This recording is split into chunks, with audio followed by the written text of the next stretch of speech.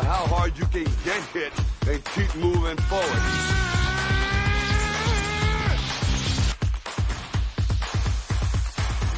You're listening to the Wrestlebread Podcast. Cut the shit.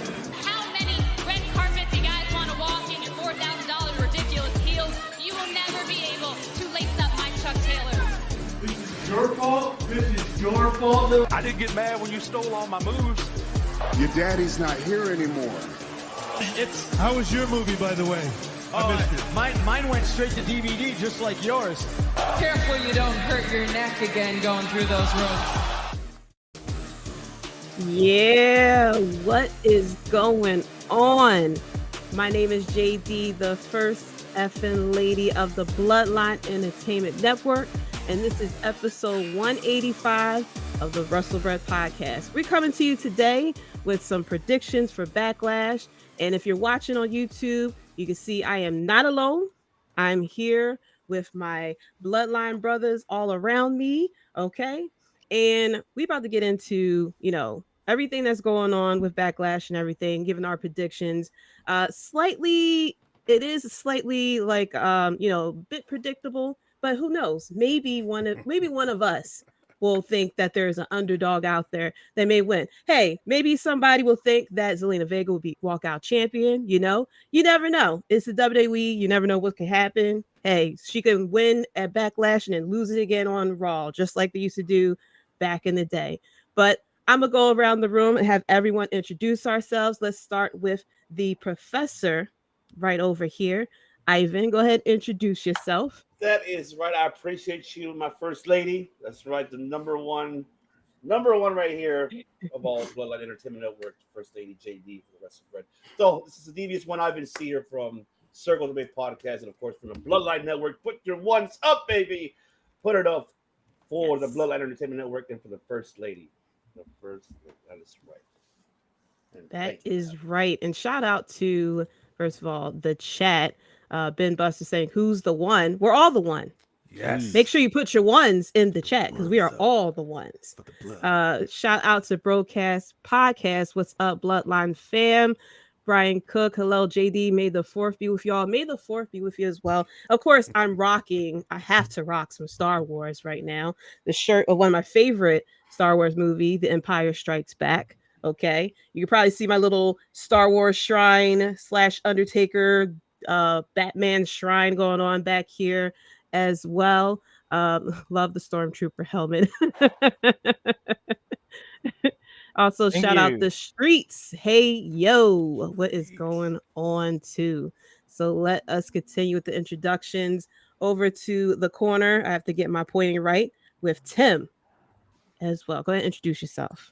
Yo, first and foremost, JD, thank you so much for having us back and me back on the Wrestlebread Podcast. Appreciate you. Your boy, TK, the banger of podcasting. That's it. You can find me all over the place at the Tim King Show, exclusively on the Bloodline Entertainment Network. Yes. Let's bang our chests. That's right. There we go. Gotta bang your chest. Appreciate you, JD. I'm pumped to be here. Shout out to Brian Cook putting the ones in the chat as well. Let's go next with this guy right down here. Nick, go ahead and introduce yourself. Yes. The Bloodline and the Wrestlebread Podcast back together to predict some Backlash. It's going to be fun. It's going to be interesting. I'm really intrigued to see what happens with a lot of these matches, but most importantly, we're here together. What's up? What is going on? Yes, we are. And we are also we'll be doing a watch along too during Backlash as well. So if you're not hosting a party or anything like that, means Backlash, not a lot of people host parties or anything like that. Just come on in, check us out on YouTube and Twitch as well. And then hop in the chat and watch it all along with us as well. And we have to introduce the Stormtrooper right over here with the helmet on. Dom, what's going on? Go ahead and introduce yourself. First and foremost, may the 4th be with you. Do not attempt to move along. These are the droids you're looking for. And I can't breathe. What's good, ladies and gentlemen? Yes, that's right. It's me, the notorious DOM. I am so excited to be back with the Queen of Philly, my Bloodline brothers. And I'm excited to announce that we will be doing the kickoff show on Top Rope Wrestling Talk prior to the watch along. So the Bloodline got you all Saturday. Tune in for that, but stay tuned for this first. Of course. Of course. Let's continue with the Tim King Show. What's good, chat? You threw me for a second. I was like, whoa, wait a minute. How you do? Shout out to Dylan. What's good, everyone, with the chats Faction Cast podcast with the scissors in the chat. I know we're not talking AEW, but you gotta throw the scissors. You ain't never been scissored by a stormtrooper before, have you? Here we got. I'll deal with a prediction. I think Solo is turning on his brothers, if not tomorrow. We shall see what's going to happen in Puerto Rico with the Bloodline as well. But also, last but not least, speaking of Bloodline, got to talk about the tribal chief of podcasting right there. Go ahead and introduce yourself, Devin.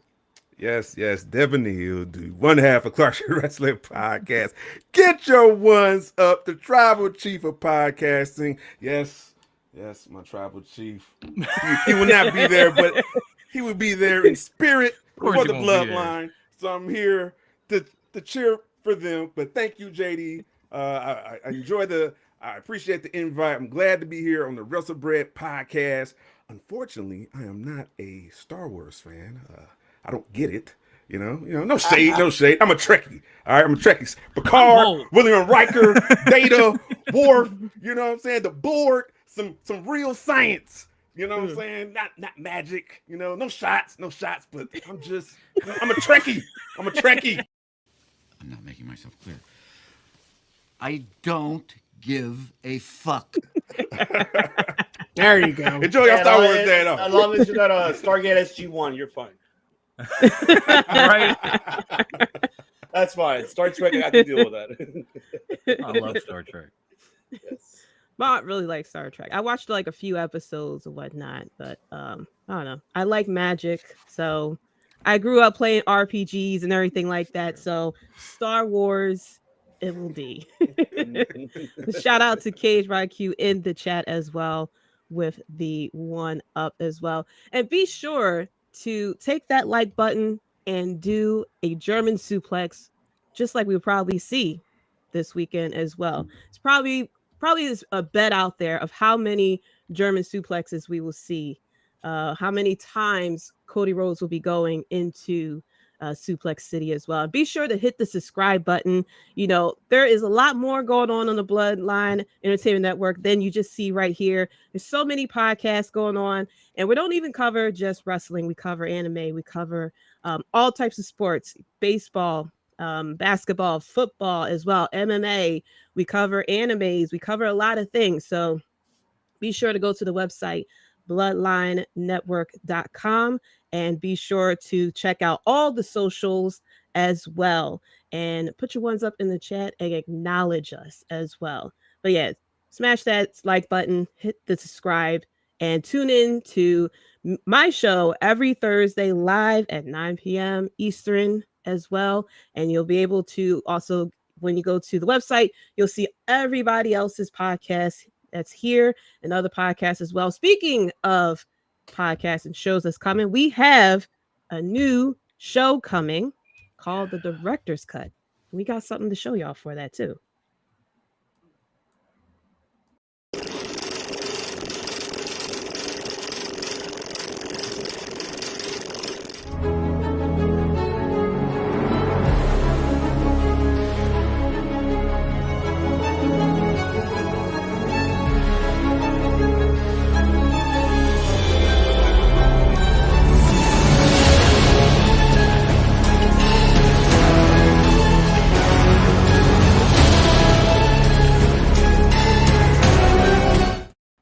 That's right. The Director's Cut is coming this Tuesday, which means we have something for you every single day. Okay.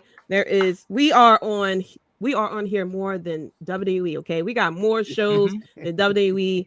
Well, AEW is losing shows, but we got more shows than them as well. So. They're losing. Okay, we got something for you every single day. We cover everything as well. There's watch-alongs, as I had said before. That we will be doing a watch-along on Saturday. There's other watch-alongs that's going on too as well. And like I said, we cover everything. Okay, why click on so many different websites to try to get your information, your entertainment? We can go to one website, and that is Bloodline Entertainment Network as well. Going back to the chat, shout out to the Wrestling DeLorean podcast. The whole fam looking good, of course. Put the ones in the chat and acknowledge us. Oh, to pay you for saying that about me, De Niro. Broadcast, of course, gotta represent for the Trekkies that's out there. Oh, there it is for you, Devin. Live long and prosper. Live long and prosper. Yeah. Either it's V1 if you with the ones in the chat. Ben Bust, the only enter Suplex City once there is fair game. Listen, maybe Brock. I mean, we've been seeing Brock Lesnar kind of return back to the mayor of Suplex City. He may kick Cody out and then bring him back in. Put him right at the border. You know how there's a border on the street sometimes in some cities. Knock him across the street, bring him back over. We don't know. Yes, there nice. Exciting times ahead. But Broadcast was saying yes. Speaking of broadcasts, you can find them on the Bloodline Entertainment Network. So yes, you can. Growing every day, man. This is exciting stuff, as broadcast said. Yes, very exciting stuff. Like I said, we got something for you every single day. All right. 7 days a week. Now, not 24/7 like that, the title, the very popular title was in WWE, but 7 days a week.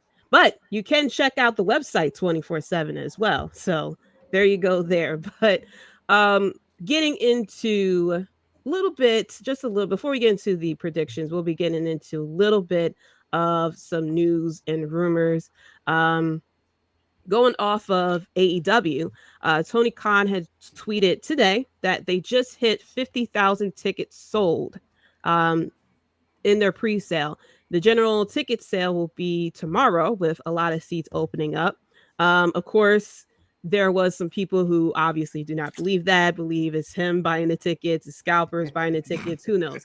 I'm hoping that we have a good show, that the crowd is very lively over there, whether it's all robots or bots or whatever, or NPCs, whoever is in that crowd. I hope that they are loud and everything. But there was a little bit of back and forth with TK, not our TK, but Tony Khan, with ESPN. That happens too. Yeah, it happens. The day that happens, the day we're all doing fucking great. All right? Well, we all should wish that's going down. All right. But he was beefing a little bit with Mike Coppinger, because he had claimed that the Wembley is only configured to seat 40,000 for All In, and Tony Khan replied in all caps, "Lies. What a load of crap. Tell your agent Nick Khan to shove it up his ass." And I was like, whoa. Then I guess he clicked on his profile, saw that he is from ESPN, and he sat there and said, where'd you get your sources from? Like, why would you report something like that? So a lot of drama going over there in the TK's little Twitter world over there as well. But you guys got any any opinions about this? Not only just the back and forth with TK and people believing whether or not it's true, but the fact that they sold, I believe it's true that they actually did sell 50,000 tickets for that stadium, which is the most that AEW has ever done, especially for them to do a stadium show. That's something that WWE pretty much only does for WrestleMania. So for them to go over to London and potentially sell 50,000 tickets just on the pre-sale, what is your guys' thoughts about that? That's a hell of a you guys don't mind, is the resident AEW lover is that I am. There's not bots. There are scalpers for sure, but there are scalpers at every show. Those fans over there across the pond, especially in that city, are passionate as all hell. When was the last time there was a huge Wembley show? I believe that AEW could put 80,000 people in the stadium just on the whim of being a big wrestling show and who they have in the company. You know, they're smart fans just like we are. They know what's coming back. They know the BCC is there with Bryan Danielson and Jon Moxley. They know the Elite's there with Kenny Omega. They know they're across the pond and they have a working relationship with New Japan. So we will likely get a Will Ospreay there, Zack Sabre Jr. there. This is going to be I don't think we're going to see a MJF versus Darby Allin for the AEW World Championship. This is going to be a fun, diverse, multi-company show that will get 60 to 80,000 people because those people love wrestling and AEW is going to put a great product out there. And if Bill Goldberg comes, let's go. Oh, no. I don't know, TK. For that show at Wembley, let's do it. All right. That's it.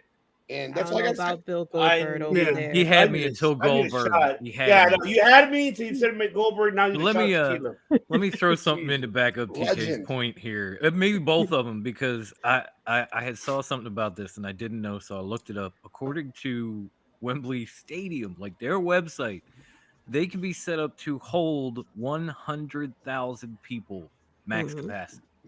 Yep. AEW has sold 40,000 tickets. They haven't even booked a fucking match yet. Yeah. It's that's what happened. Oh, go ahead, JD. No. I was going to say that's what happened with Chicago when when they did the Rampage and they sold out just on the rumor that CM Punk would be there. So, and CM Punk could be at Wembley as well. Like, I agree with Tim that I believe is actually people who actually brought the tickets. It's scalpers as well too. You know, it's probably wrestling families even, stuff like that. But it's just the fact that even if we say like 10,000 of those are scalpers or whatever, that's still 40,000 tickets that they sold. The most that they did was maybe 16, maybe 20,000. I think it was at 20. one point. New York. That the most that they did. About 20,000. So that's twice their largest audience. And that's without even booking a single match. Like we don't even know who's actually going to be champion at that point. We don't even know if CM Punk is going to come back. He's been visiting every damn company in the world right now. So it's just that I think they're going to be booking he has to book very big matches for that type of crowd because that crowd will let you know if they're not feeling it at all, and they're going to be loud and proud. I feel like Ivan had a premonition while we were talking. Yeah, it looked like he did. Well, I mean, somebody released a photo of the new AEW Collision roster. CM Punk's name is there. So that means he's coming back. Yeah, Ivan. To be fair, I've heard that is I guess I'm quoting that just to make sure. Dan said it was fake. So Dan said it was I fake. think it's fake, but fake news. Yeah, fake news. He's like, that's a fake document. It's just I'm afraid I've got some fake news. Tonga, fake news. Yeah, I think I agree with pretty much everybody here, even Tim and Dom. I mean, this is the first time. Oh, I agree with Brett too. Thank you, buddy. It really is. Whoa. I don't want to compare it to Vince when he sold out, the WrestleMania 3, but it's like that. This is their first big show, and they have to do it. They're on a limb.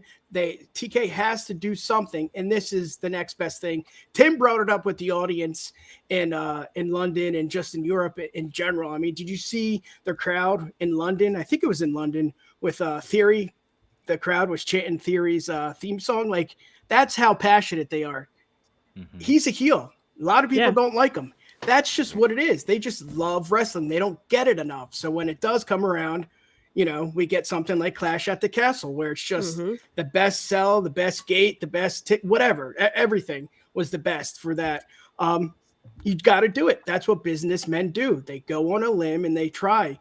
It might fail, but at least he, tried. At least he's doing something about it. Yeah, it's going to be fun, and there's no matches. We know that, but that's the mystery. That's why I think 40,000 tickets were sold, because what the hell is going to happen?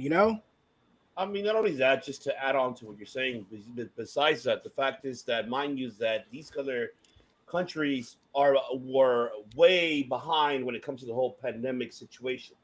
So, like, for instance, like Canada and mainly Canada and England, the two major continents there, and which is marketing value for professional wrestling, mainly, they're a setback compared to what we are here in the States.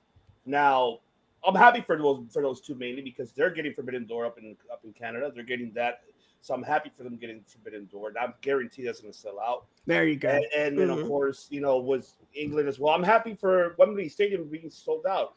My question on probably filling the whole arena, but maybe close to 92, 93, maybe going over that. Maybe so. Yeah, but that's not what it's about. No. I don't think it's all about. Yeah, me, it's about enjoying professional wrestling. Exactly. Exactly. Throw those ones up. Yeah. That's what it's about. Thank you. That's what You know it's what? about. It's the international crowd loves stateside wrestling. You know, Yes. you know, because when Nick's talking about Clash of the Castle, even when the Crown Jewel, I see the appreciation of wrestling. You know, I think they appreciate it more than we do. We over here, you know, complaining and talking about, you know, RomanReigns is still the champion. Not me, but RomanReigns is still the champion. Yes, you were. Yes, you were. The watch along is there, all right? You're like, yeah, we already know. But there's just a big appreciation for wrestling, and they don't really bitch. They just enjoy, ride the wave. When it's over, it's over. You know, when you look at the NXT UK takeovers, those shows was hot. The chance they had for Bailey, phenomenal. The Walter, just oh my god. You know, now you got AEW showing up, and they sold 50,000 without even booking the show. And the next wave is going to hit after they book the show. You know, then you're going to start getting once the the card real comes fans. out. Yeah. It's going to be another wave. So, yeah, I think they'll get that, 70, 80, might be even sell out, but, but they're going to definitely show up, though. I mean, put it like this, like New Japan, when they had Royal Quest, they sold out those 2-day events. And they sold out quick. Not even announcing the card itself, too, when it had Royal Quest up there. And that was their first actual event for the UK, as a matter of fact. So before it opened up completely. So that's what I'm saying. Like, I'm happy for them. I'm happy for these international states. Like, for them to get that. They deserve that because they're ahead, way behind what the hell we went through during the pandemic era. So I'm happy for them. And they're a lot of them just opened up. Yeah. And if it sells out, good for Tony Khan. But just don't be bitching. Don't be over there lies. Where you I get it. I know you keep away from social media. Keep away from social media. Yes. That guy you hired, have him take care of your fucking Twitter. Yeah. Seriously. Stay off Twitter. Someone needs to take his phone Why the fuck? away. Why do you say fuck Nick Khan? How did Nick Khan get in this? He's like, fuck me. What I do? At war. No bullshit. I saw that shit. Homie. I saw that and I was like, what the fuck? You want to be upset about CM Punk saying words, right? Why do you continually say words? Exactly. Why are you saying words, bro? You run the show. Sure. You got the Jaguars. And you got your soccer team, and you are running this company that's about to do 70,000 at Wembley. Who cares what Mike Mooney from fucking ESPN New Jersey's got to say? Fuck off, Mike. There you go. You're bullshit, Tony Khan. You're bullshit. Need to concentrate on booking Rampage, sir. Okay, concentrate on what you are doing with your women's division. Concentrate on your storylines. All this time. What the fuck? And then he's something that, and I had mentioned this in a previous episode. He's replying to fans that are saying things. And I was looking because I was like, maybe this is like somebody they have like 100 followers. I'm like, bro, why are you replying to these people? Yeah, he replying to someone. You should tell me this information, JD, because I would straight up go and tweet at him right now. Right. Say, hey, you trash. Everybody, can we take an intermission so we can all tweet at Tony Khan and then see if he responds or report live? Like, do you think he's doing that as a way for more publicity? I don't know. Like maybe that's a fake, like Kevin Durant, all right? Kevin Durant has made fake accounts, went at himself, retorted to the fake accounts for publicity, and like they have caught his IP address. Like, yo, bro, We know it's you. Why are you going like, at yourself? I would love to Tony think Khan's that's gotta what it die is, or- but he's replying. He You don't replies wanna to do that, Kev. everyone, though. He's replying to everyone. He's even replying to he replied to the ESPN reporter. He replies to Dave Mesler whenever he says something, Brian and everybody. So it's just like, it's just like he replies to everyone. And it's just like, bro, you need to just concentrate. It's hard to contain this joy No. right now. Yes, he needs to concentrate on the important stuff. Exactly. Where the fuck is Miro? Where the fuck is everybody? We have trios champions, and I don't think they have been defending the title. 3 weeks they haven't been on TV. And they had the little Exactly. vignette So this it's past like, week. sir, you have a lot going on that you shouldn't be concentrating on that. And then kind to piggyback on what you guys are talking about as far as the international fans. I love the international fans. They're like the most hype fans ever. They're over in France. I don't know if y'all saw it on social media. Over in France, there was a YouTuber that told fans to cheer for Baron Corbin. And there is footage out there. They were cheering for Baron Corbin like he was John Cena, like he was Hulk Hogan. They were standing and cheering and chanting his name and stuff like that. Made Baron Corbin's name. I was like, that's the greatest thing ever. He probably felt so damn happy of having, thousands of people cheering for him. I mean, they cheered for him from like during the match until he walked out into the back. Like while he was walking back, they were just cheering and chanting for him, which I thought was the greatest thing. Yes, Aaron Bump. Tony's dad needs to set a screen time limit for Tony. He really needs a parent or parental control on there. I know I have a lot of suggestions of what type of apps he could use to limit the social media. Well, you know what? well. He's watching the show. He's listening to this, so I know, and he does watch this. He watches the Bloodline Entertainment Network. Yes, he does listen to what our critique are of AEW. Except for this man, I think he knows more TK than us because I love TK. I love TK, dude. I love Tony Khan. Like, damn it, Tony. But listen, I critique him more than anyone. Did you listen to my show last night? I If you heard it. did, my exact words were, I said when I started the show, I said I never want to say a Dynamite is complete dog shit. But this show was very lackluster and unimpressive. Halfway through my review, I said, fuck, I must have been on a complete high after that main event, which was very good. Because this show sucked, dude. Multiple times I said, this sucked, this sucked, this sucked. The Briscoe Farm segment was awesome. The main event was fun. But that show sucked last night, and I've never said that before. The ratings, 749,000, okay? Very that bad. sucked. He better fucking turn his shit around. He's got 3 weeks to go to build, 4 weeks to build to this pay-per-view. I know ticket sales are through the roof. I got my tickets for Dynamite June 21st. United Center June 17th. You best believe I'll be at Collision. I am a huge Tony Khan fan. I appreciate that him and Cody Rhodes. You're not going him for and Tony Cody Khan. Rhodes gave us an alternative. Gave more wrestlers. You are not going for Tony Khan. You're going for your the I'm man going for tattoo. CM Punk. Yeah. There you go. Yeah, you best believe it. But I appreciate TK for giving us another wrestling outlet. I mean, I just spent 4.5 hours on New Japan, but we're going to talk about that. But I appreciate him giving us another American outlet and giving all these other wrestlers a chance. So yeah, I love TK. I do. Doesn't mean he needs to hire someone else with a pencil. Hell yeah, I'm right here, man. Call me. Yeah. I think we're all here. We're all here and ready, baby. We all are here. That's why I won't got a be tweeting screwdriver. him to try to get free tickets. Because if he listens to any of my episodes of me actually critiquing the hell out of him and his management skills, I probably would be banned from any future AEW events. But I'm a fan of Tony Khan. I love the fact that they presented an alternative for wrestlers because back in the day WWE was it. If you didn't make it in WWE, we would, as we all seen, a lot of legends out there at the supermarket bagging groceries and whatnot.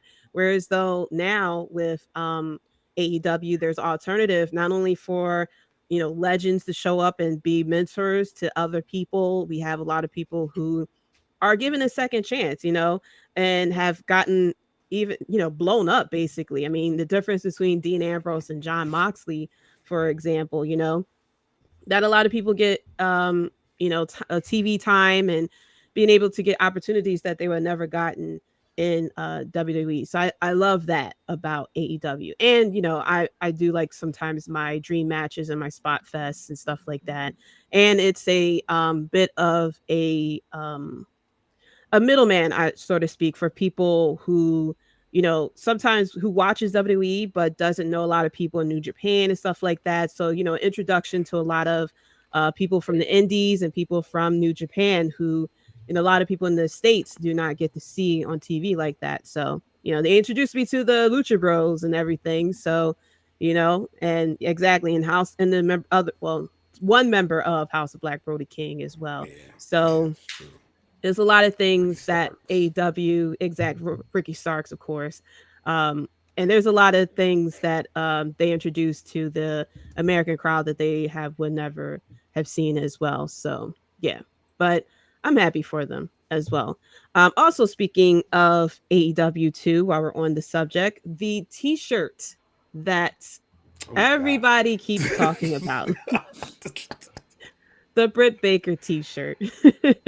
Now, my opinion, I'm not a big fan of the design because it comes with no context. It's just her photo on there. Yes. And it's like sometimes y'all got to think. The one thing I don't like about AEW is that it's very small-minded with its merchandising and joke stuff like that. There's a lot of people who don't know, you know, there's a lot of people who don't know what's going on, and they don't really explain it for people, especially who are tuning in, the crowd that you want to tune in each and every week. They're not explaining it. So this shirt, I feel as though it could have been designed a hell of a lot better, because all it is just a big ass picture of Britt Baker with a black eye, with an AEW in very small print underneath her picture. So because she had defended it, she talked about other t-shirts that they put out, but it's like, yeah, they had context on it. You know, you could see it said AEW with big letters. I think the last t-shirt that they had of her with the bloody nose, I think that even had something to show that it was wrestling as well. If somebody walks out into the street with just that t-shirt on, you know, the average person has no idea that's AEW. Even if this was WWE, the average person won't know that it's, you know, WWE. So like I have a Mom 316 shirt that I wear sometimes, and it was an older woman was like, I like that shirt. I like that shirt. Is that based off the Bible? And I was like, geez, sort of wrestling related. Yeah, kind of. Reimagine. It was an older woman too. She was like, I like that shirt, Mom 316. I was like, thank you. So yeah. Well, Jaydee, I think it's the world we live in today. Everybody has an opinion. It's a shirt, you know. Yeah. Who the hell cares? If they're selling money, you know, selling t-shirts, selling merch, it's a question. You look at the shirt, what's that about? Boom, another shirt was sold. That's the point. That's the point. Everybody has an opinion. Who gives a shit? Right? Like, I don't know. Maybe that's just me. Everybody has an opinion now. At least they're consistent, because every time Britt gets jacked up, there's a t-shirt for it. Yeah. Yeah. I mean, look what happened to Becky when she bled. Changed her career. I mean, look at Stone Cold. Put his face on a t-shirt. That would sell. I mean, it's just, who cares? So you're going to rock the shirt, Nick? Yes, I will not buy it, but if, you know. I'm saying you're going to rock it, though. If I bought it for you for a Christmas present. Absolutely. If somebody sends it to me, I'll wear it. With your wife. You're going to walk, you know. Yes, absolutely. Hand in hand. Just. Who the hell cares? Cool. It's fun. Right? See, I get it. I get it on both sides. My friends call me Tim SVU. If you know the show Law and Order SVU, I'm like the most fucking. I'm not going to go graphic because it's not my show, but with all the people saying this represents domestic violence and this and that, it's just it does not. Stop it. It's just that's ludicrous, dude. It's stupid. She's a wrestler. It's a wrestling shirt. She put her fucking face on a shirt. It's a wrestling shirt. A woman did it to her. Like if Chris Jericho punched her in the face. And that happened to her, and then she put her face on the shirt. Okay, but Saraya did it to her. Nick said it. Becky Lynch was the screensaver on my phone. I mean, that was beautiful. Her face was fucking hot. All right, like that was the cool, like not like that, but it was like the coolest shit I've seen in wrestling. When she was standing there in the crowd, SmackDown shirt, blood dripping on her face. That was dope. This is Britt trying to be dope. She's failing, but it's her trying. It's not representing domestic violence at all, though, and that's what bothers me about the whole situation. Would I wear it to a store? Hell no. It's a stupid shirt. It's a dumbass shirt. That's what I'm gonna say, because they got no fucking context with it. At least show like Soraya hitting her or something. But it's a dumbass shirt because it doesn't explain anything, because people are just gonna interpret like, oh, domestic violence or anything. That's why, because that's why it's a dumbass shirt. So that's all I gotta say about that. There's nothing really much to say. It's just the shirt. It's just for her to get clowned down. That's it. And people are trying to come to assumptions, not even knowing the story behind it or what's the reason for it. It's a storyline that is being told for that reason. Mind you, we live in a society. We live in a current pop culture where a lot of things are very sensitive nowadays. It's not how it used to be 20 years ago. No. I mean, the people will never understand that. People will just like, oh my God, jump to conclusions. They'll hashtag, oh no, whatever. I'm gonna cancel you. Yeah, cancel. Yeah, Jesus. Yeah. For me, I mean, I think all of us here, we could pretty much say, and speaking for myself, we all been through that era 20 years ago, what it is now. It is what it is. I mean, it's just a shirt. People who get offended, sorry. You get offended, too bad. Then don't look at it. Move on. And how people, James D would say, thank you, fuck you, goodbye. And people, if you're worried about the context, you literally have a supercomputer in your pocket. Look it up. Get the context before you freak the fuck out. They're not going to look that. Oh, man. Human beings are lazy, so. They're not going to look it up. Which is half the problem. Pick your fucking phone up and be like, hey, what's this shit with Britt Baker and the black eye? Boom, you'll get a whole screen full. You could just read. People would rather wait 15 minutes. You could have Google tell you. You could have Siri tell you. Then go walk in for 2 minutes. Ask Alexa in your house if you want to. Stop being so fucking lazy. If you don't know the context, figure it out. They won't, though. They're not gonna look it up. They just gonna make their assumptions. Because I'm old school. Stupid. That's the whole point. And if you don't feel like looking it up, or you still want to bitch about the context, fuck your feelings. That's all I'm gonna say. There you go. I'm gonna cancel you, Tony. Cancel this.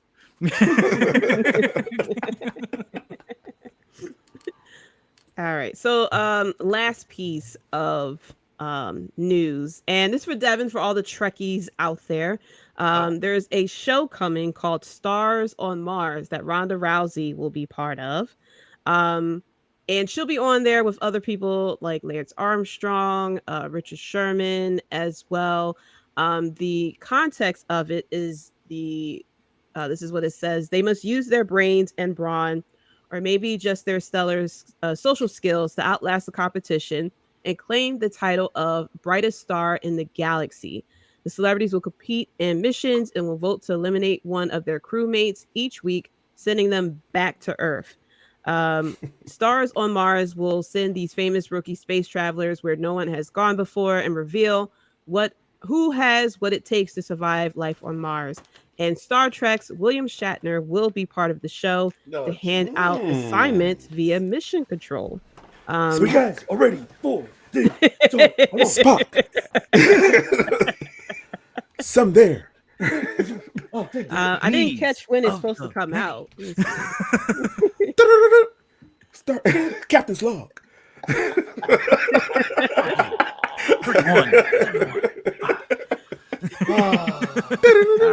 So it's going to be on Fox, set to air this summer. So interesting. Probably why. Man, how do none of us have that clip after all the Tony Khan rant? Just William Shatner screaming, "God!"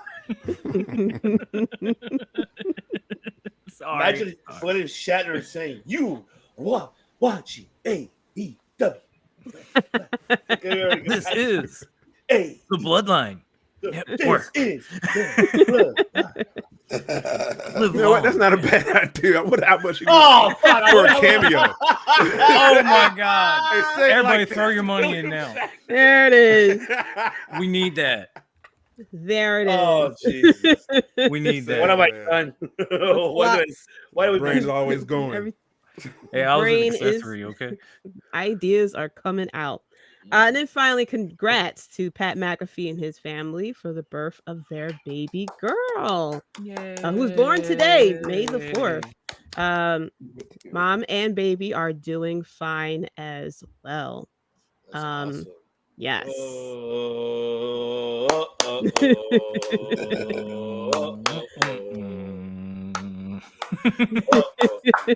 Pat McAfee, we love you, man. Yes. Love you, Palm Blanco. definitely. Congratulations on the little loaf. Hell yeah, man. Yes, definitely. All right, so let's get into some predictions, shall we? So, starting off, a match that has not been talked about, that just kind of got thrown out there. Seth freaking Rollins going against Omos. Omos coming off of a loss with Brock Lesnar. And then he's starting to do all the squash and everything like that. Seth Rollins coming off of a win with Logan Paul from WrestleMania. And of course, everybody's still chanting his name. I mean, we kind of figure who's going to win here, but just in case there are anyone who may feel as though it may go in a different direction. let me point to that guy right there. I heard earlier his predictions right there. Yeah, that guy. Okay? That guy right there. That guy first. Yeah, You are that guy, pal. Hey, you're that guy, pal. You're that guy. You're that guy. You know, I'm talking to you, Mr. Universal. That's right. You think Omos is going to win? That's what you thought. No, I picked Seth. What are we talking here? I don't know. You love Omos. Everyone knows you love know Omos. you love Omos, man. No, You're an Omos sapien. You're an Omos fan. We already know. Man, Yeah, go ahead. well, Go to ahead. be Stop hiding the truths. Go him and hug him, man. He's right next to you.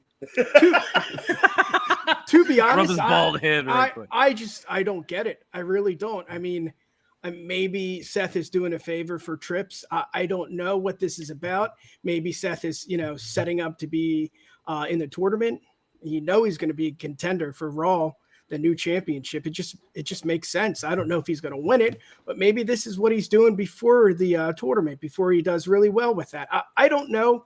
And, there hasn't been much build up to it. So how can I invest anything into this? I mean, it's just going to be a match. And I said it on my prediction show. Omos going one-on-one with Brock. He won there. Omos going one-on-one with Seth. He wins again. He doesn't need to win a match. It may hurt him. That's what Keith said, my co-host. It may hurt him if he does lose for the second time. But I mean, I don't get it, man. There's two other matches like this that I just don't understand. There's no build-up. There's no story. It's just blah. It's just Puerto Rico. Bad Bunny's there. Let's do it. Okay, cool. I'm gonna watch it. We're gonna watch it right here on the Bloodline Entertainment Network. What you mean?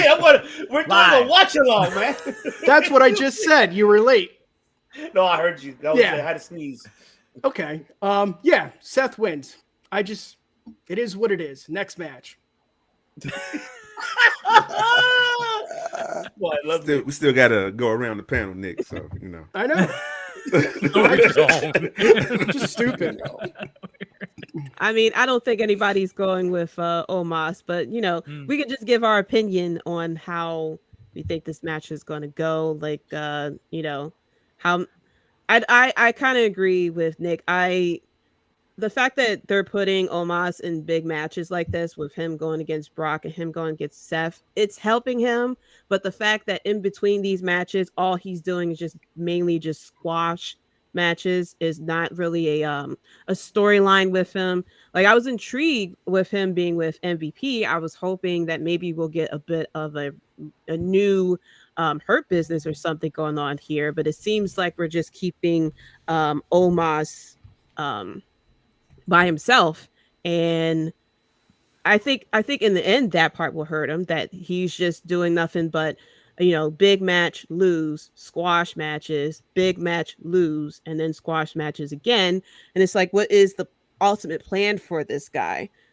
So I feel as though he's going to look good in this match. I mean, Seth is great in the ring. He'll sell he'll sell good, all great for Omos and everything. But of course, I have Seth Rollins, of course, winning here. It's just a matter of how long this match is going to go, and I think the big disadvantage with Omos too is that they want him to wrestle like they want him to wrestle like the big giant and stuff like that. I guess like more like Andre the Giant. And I feel as though I feel like that part is holding him back because we have a lot of people like Seth Rollins and Cody Rhodes and stuff like that. A lot of people who are more I guess mobile, if that's correct. Whereas though with him, he does body slams and choke slams and stuff like that, and that's pretty much his move set. So there isn't, when we see him in the ring, it's like we kind of know what we're going to get here, especially with him just doing only the squash matches. There's nothing new to his moveset or anything when he's in the ring. So, it kind of feels like I don't need to watch the squash match with him.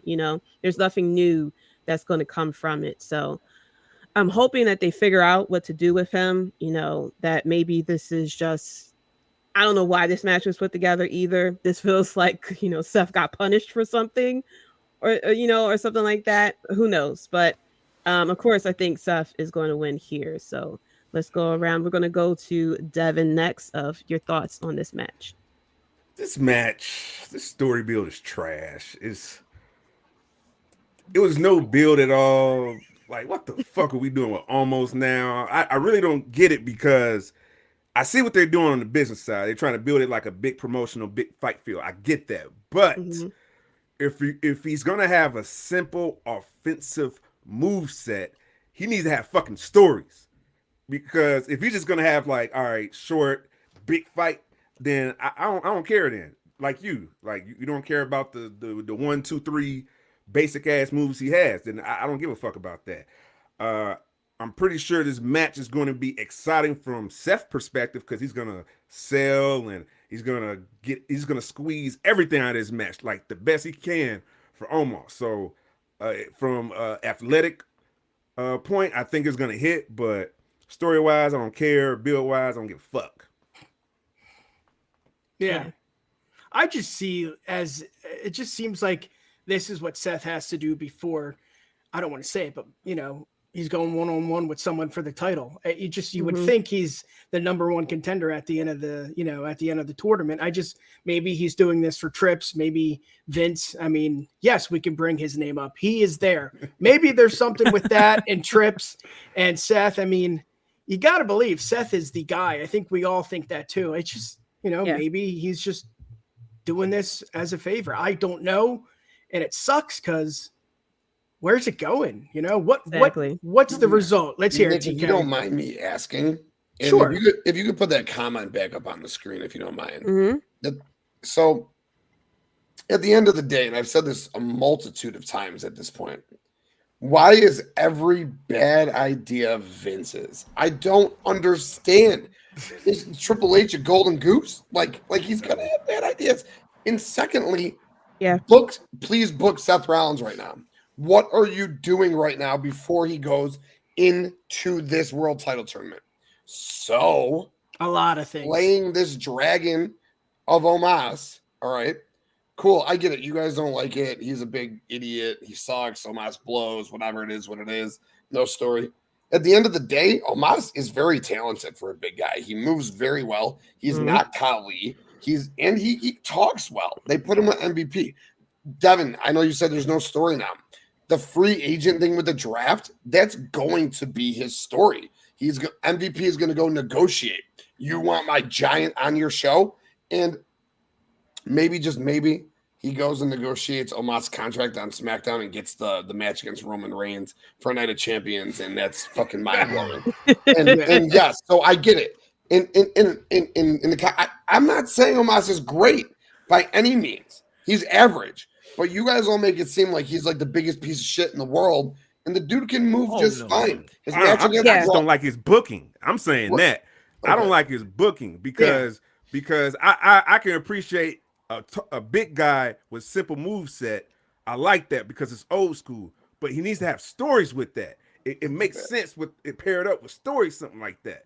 But he's just getting these short, big fight feels that, and he's gonna lose too. It just sucks. Yo, Mr. Mr. News Bakley said Omos is 1-8. All right, he's 1-8 in these big matches, so it's not like he's getting these matches and winning. I get it, but at the end of the day, Seth slays the monster in front of him en route to becoming the first ever world champion on Raw. Yeah. Like Brett said, he does beat Cody in the finals in Saudi. That 3-0 gets flipped.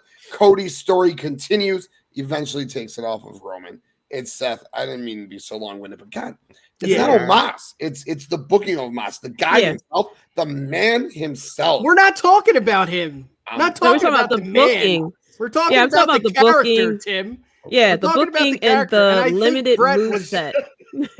And I feel like go ahead, it's your show. No. I was going to say quickly. I just feel like he's just limited, and he has a lot of potential, and it's just the booking and the way that they want him to be.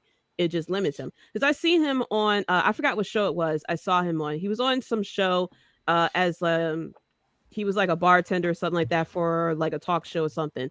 And he was cool as hell. He was very, if you've seen him on Twitter and things like that, he's a very cool guy. And it's like, I wish that we could see a little bit more of that type of personality. But I guess because he's a heel or whatever, I don't know if he's a heel or a face because he went against Brock Lesnar and whatnot. But it's like, I just wish that we could get just a little bit more out of him than just, I'm tall. The camera got to point up this way to show I'm 7 feet tall, whatever. I'm 7 feet tall, so I got to do a slam, boom. Like I wish that they could just let him spice it up a little bit, and book him against actual feuds that has storyline that has a little bit more to give to him. But Nick, what were you saying? Yeah, I think Brett was kidding with Vince. I think we're all kidding when we say Vince. I don't think we mean it. It's funny. I don't. I think people are dead serious and they think he's booking this shit. I 100% think he's booking it. Yeah, I don't. I think they think he's booking it. I mean, he's in the room. It's not hard to believe if he's there with Trips. But why is it so hard to believe that a guy like Triple H would want to put a monster like Omos in front of Seth Rollins before he goes into this world title tournament? Like what? Yeah. But again, what else is Seth doing? But I'm gonna stop. I don't mean to be this like Omos defender every time. Love Omos. All right, go to get that man a hug. Go to get that man a hug. He's right by you, TK. Get that man a hug. He better come and follow me on Twitter or something and do like I like rep this guy every. No, yeah, I know you're kidding. Here's the thing, though. Omos is listening. Hello, thank you for watching. Please follow all of us on Twitter. Right. You guys are debating about that. However, what about it? Seth is the one that chose it. And he says, like, hey, Party Paula Beck told him, I really got nothing for you on this card. You know what? Let me work with Omos. Let me see if I can put him over. It's the favor. Yeah. Right. Maybe it was Rollins the one that decided to work with him. Maybe he was impressed the way how he worked with Lesnar. He was impressed how he worked with Braun Strowman. I mean, mind you, Braun Strowman and Omos, that match, it was C minus type grade I will give it because we were doing the watch along and we were impressed of what he did. I am with you, Katie, what you mentioned about limiting him because of his height, and another reason why we say a little bit of Vince is still involved in this because Vince is like he likes those type of David and Goliath type of style. That's his style. He wants to make a giant look great. That's always been his critique. Has always been his motto all the time. Yeah, I got a big giant, pal. I got to make him look great. Like he's something big out there. Get him, slap him. Like, that's just him. Yeah. That's Vince. So we know that's Vince's state of mind of how to book a giant. But I'm with you. Allow him to be himself freely, how we've seen Strowman, for example. I'm not saying Strowman is as tall as he is, but he's a big guy. And you see Strowman, he moves like if he's a freaking cruiserweight almost, So I give him command. We can see that from Omos. I don't mind this match. I'm with you guys when it comes to the story. There isn't any story to it. But then again, I get it because it's like I think he's looking for it. It's like all the matches he's been having is like I'm looking for someone to fight. That's what it looks like to me. maybe that could be the story. That he's just looking for something so he can fight, he can prove himself. Maybe that's the story there. Like MVP is looking for something to put him there. Yeah, I got you this one, or I got you this match.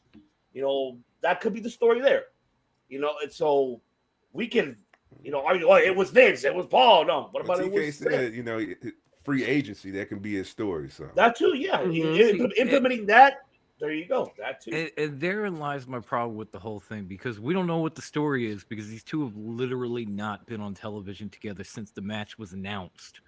There's been nothing between segments, these two. Segments, that was it. Yeah, like I'm a couple of face to face, itty bitty segments here and there. Like Monday Night Raw, they completely avoided each other this week. It was booked and set up ridiculously. And so, yeah, there could be a bunch of stories that would be intriguing, but it just didn't happen. And now we just have this random ass match. Yeah. And it's got nothing to do with Omos. I don't think he's that bad. I think he could be, you know, use your template. Andre the Giant was a huge dude. He could not move the way that Omos could move, but they put him in story after story after story that made shit epic. They used the other side of the coin to build to a match that would feel like it was a big fight, and they could have done that here with Seth Rollins, maybe, I don't know. But they didn't.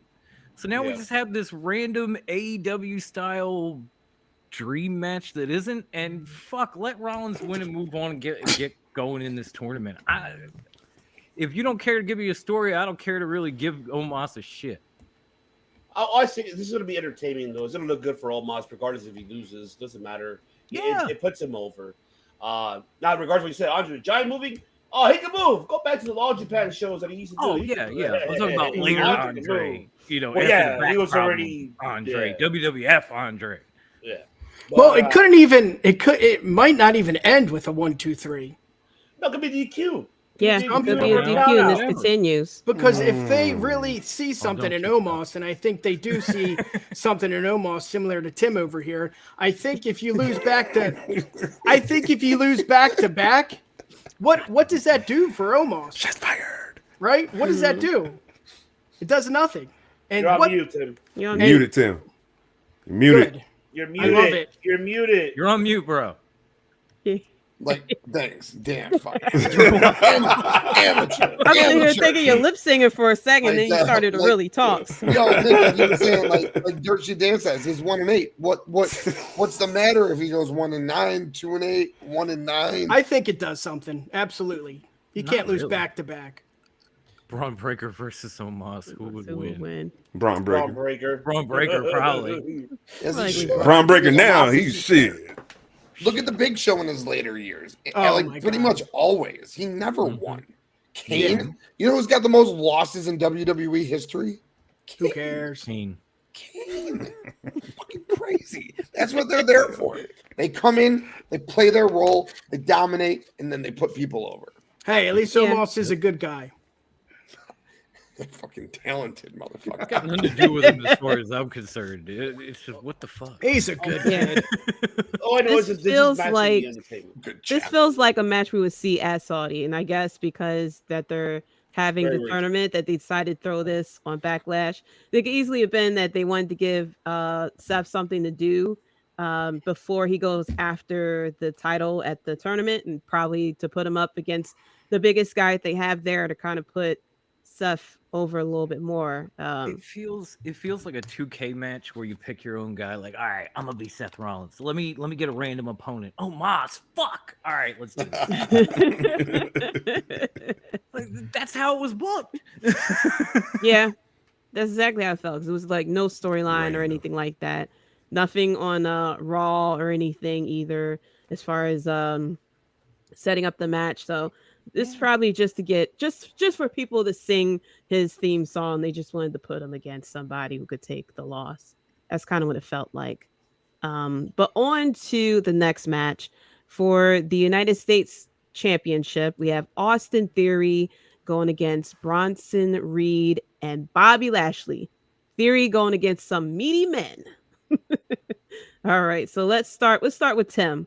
What are your thoughts with this match? Who you think is going to win? Oh man, first of all, as you know, I love bangers and slappers and meaty men. these three men, Austin Theory is underappreciated media, okay? You know how I feel about Bobby. God, look at that guy. And Bronson Reed, just the thickest of thick. This match is going to be a lot of fun. They're going to beat the hell out of each other. There's only one man walking out with the belt. And, I mean, I can't point to him, but it's Austin Theory. That man's walking out with his title. And I look forward to the SmackDown mid-card United States title picture. Austin Theory, LA Knight, Cameron Grimes, Grayson Waller. God, let's go, baby. I'm excited. All right. Nick, what's your thoughts on this match? Yeah, I'm a huge fan of Theory ever since his Evolve days. I think this is the biggest task for him to date. I know he went one-on-one with Cena at Mania, but you saw the low blow and you saw how he won. This is the big task right here. He needs to win 1, 2, 3. It doesn't matter if it's Reed. It doesn't matter if it's Lashley. He needs to stand tall, and I think he will. So I got Theory, no doubt. All right, Don, what's your thoughts? I feel like there's a lot more unresolved issues between Bronson Reed and Bobby Lashley than anything on this side with Theory. And somehow, some way, that's going to cost those two. Like, you'll see Lashley jack up Bronson. You see Bronson hit Lashley with the tummy move. And then Theory's just going to come in, knock the other guy out of the ring, get the pin, and run away with his championship. So I'm going to say Austin Theory retains in some clever heel type shit. Because I feel like these two on the other side are going to be too distracted with kicking the crap out of one another to even worry about that title. Definitely. All right, Devin, what's your thoughts? Big meaty man slapping me. Give me that.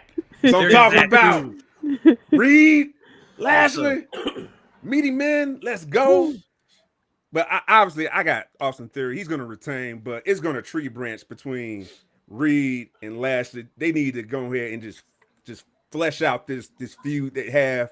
They got blood boiling inside each other, and I just want to see that because the match they had, it ended in the DQ. I was like, oh, it was such a tease, and I wanted them to go again. So, you know, figure out this triple threat, cool. Austin Theory will win, but then tree branch between Reed and Lashley and just continue that. All right. And Ivan, what is your thoughts on the match? I like this match. It's going to put over Austin Theory for sure. Question is, who's taking the fall? That's the biggest question there. Who is going to take the fall for this? Is it Lashley or is it Bronson? I said it this past Sunday. I think it's going to end up being Bronson taking the fall. These two are going to hurt each other to the point that they're both going to be out and they won't be able to get up. And Theory's going to sneak in and pin one of these individuals, which I feel is going to be Bronson Reed, to protect Bobby Lashley, of course, because you got to protect Lashley. Bronson, he's taken falls before. We've seen it, so he's going to pay for his dues coming back. He's going to take the falls. Theory's going to take it, but it's going to be very. I'm going to like this match because it's very intriguing to see because this is a test for Theory for him, and man, it's going to be non-collision between these three guys. And yeah, I can't wait to see it. I think this could be maybe the sleeper match of the night in the card, possibly. Yeah. So, so this Definitely. could yeah, be. and Reed's on Raw too, so that would make sense. Absolutely. And then from there, you got him pinning Bronson. Then Bronson will be like, no, I'm going after you now that he's on Raw along with. Why should with him? Bronson? Well, Bronson's no. You know what? Theory's on SmackDown, so that means and Lashley too. Oh, Lashley on SmackDown too. Yeah. Yes. Okay, so there you go. Yeah, so we could pin Bronson and then on to SmackDown. Yeah. We would forget. Yeah. Because I don't know. Do we see? Do we see Lashley and Theory continuing? I don't. I hope not. No. They should end, but it's going on long enough. Yes, it's too long enough. It's prolonging too long. They need to end that story. Yeah. I think this is gonna. I hope this Saturday ends it with Theory pinning Bronson. Lashley still looks good. He's protected. And Theory goes over. Now Theory has new challenges. I hope to see more upcoming challenges. I want Karrion Kross to go after him. I think there's a lot of people because if Gunther could get away with what he's done on SmackDown with the Intercontinental, it's Theory's turn now. This is a test for Theory now. Now that he's on SmackDown, with this revitalized roster with the draft. Now it's time to book this man with some good stories. Move on from this one. Yeah. Let this be the last straw and move forward. But good for Theory. I'm glad his booking has been great. I am not upset about it. You need someone like Theory to put asses on seats, and he will continue to do that. So Theory is the one for sure. Yeah, and like you said, the roster they have, and it's 2 hours. I mean, again, look what they did with Gunther. I mean, this kid's gonna shine. This is what they needed. He needed to be on SmackDown. It's great. And the United States title back on SmackDown. There that you fits go. Right. Exactly. That's right. Yeah. Right. Yeah. Yeah. Wonder if Vince had any say in this one. I'm sure he had all the say in it. But that's none of my business. I mean, it's some meaty men in this match, but my opinion, I think this is another sleeper. This is going to be a fun match to watch. I like Austin Theory. I think he is great as a heel. He's really playing it up, especially since they kind of changed him up a bit under Triple H to go from Vince's little pet versus I'm not a kid anymore. I'm a grown ass man type of talk that he was trying to do. But yeah, but I'm hoping that this is going to be a good showing for Bronson Reed, specifically because when he came up, I mean, they kind of put him a bit with the Miz, but he really didn't have such a good showing until Elimination Chamber, where we really got to see the old Bronson Reed that we all know from NXT. But I'm hoping that this will give Bronson Reed a good showing, so that when he goes over to Raw, that he'll be able to be booked a little bit better, and it'll be more the crowd will be more behind him as well too. I'm gonna go with Austin Theory, of course, to retain. Can't wait to see what type of matchups that they got going on. And, it's funny because they've done the draft so many times, but this time around it's a little bit more exciting because you can see like what type of matchups that could be coming. Because on Raw, along with Austin Theory, we had Bobby Lashley, as we know, Cameron Grimes, Grayson Waller, Karrion Kross, LA Knight, Rick Booz, Solo Sikoa, the Brawling Brutes, as well, the OC, Street Profits, the Usos. There's a lot of different people who can go and feud with Austin Theory after this match. I doubt they're going to have Bobby Lashley, continue with Austin Theory. I'm hoping that, he'll start feuding with RomanReigns or something, because he definitely need to start working towards SummerSlam. We definitely need to start working towards SummerSlam at this point. So I'm hoping that Bobby will start feuding with Roman, realize that he lost the title that he didn't technically lose, and we start going after, and he starts going after it. I'm hoping, like I said, Bronson Reed goes over to Raw. He starts getting into some better feuds and whatnot. And Austin Theory, I can't wait to see, what type of feud he can go. I'm hoping that they would have him feud against LA Knight at one point. LA Knight definitely needs a bit of a turnaround. After the feuds that he kind of went through, felt like they had an idea for him, but no longer, kind of like went sour from there. So I'm hoping that they have something for him. Pete Dunne or Butch, whatever he is going to be called now or later, he can go after United States title. We have Cameron Grimes, of course, that's there. Grayson Waller, of course, that could be thrown in there as well. And even the free agents, Baron Corbin, Brock Lesnar, Dolph Ziggler, Mustafa Ali, Omos, Shelton Benjamin, Cedric Alexander, Elias, Von Wagner, and Zion Quinn as free agents. So they could even be added to, exactly, Zion Mustafa's Quinn. with NXT now. Zion Quinn is sexy.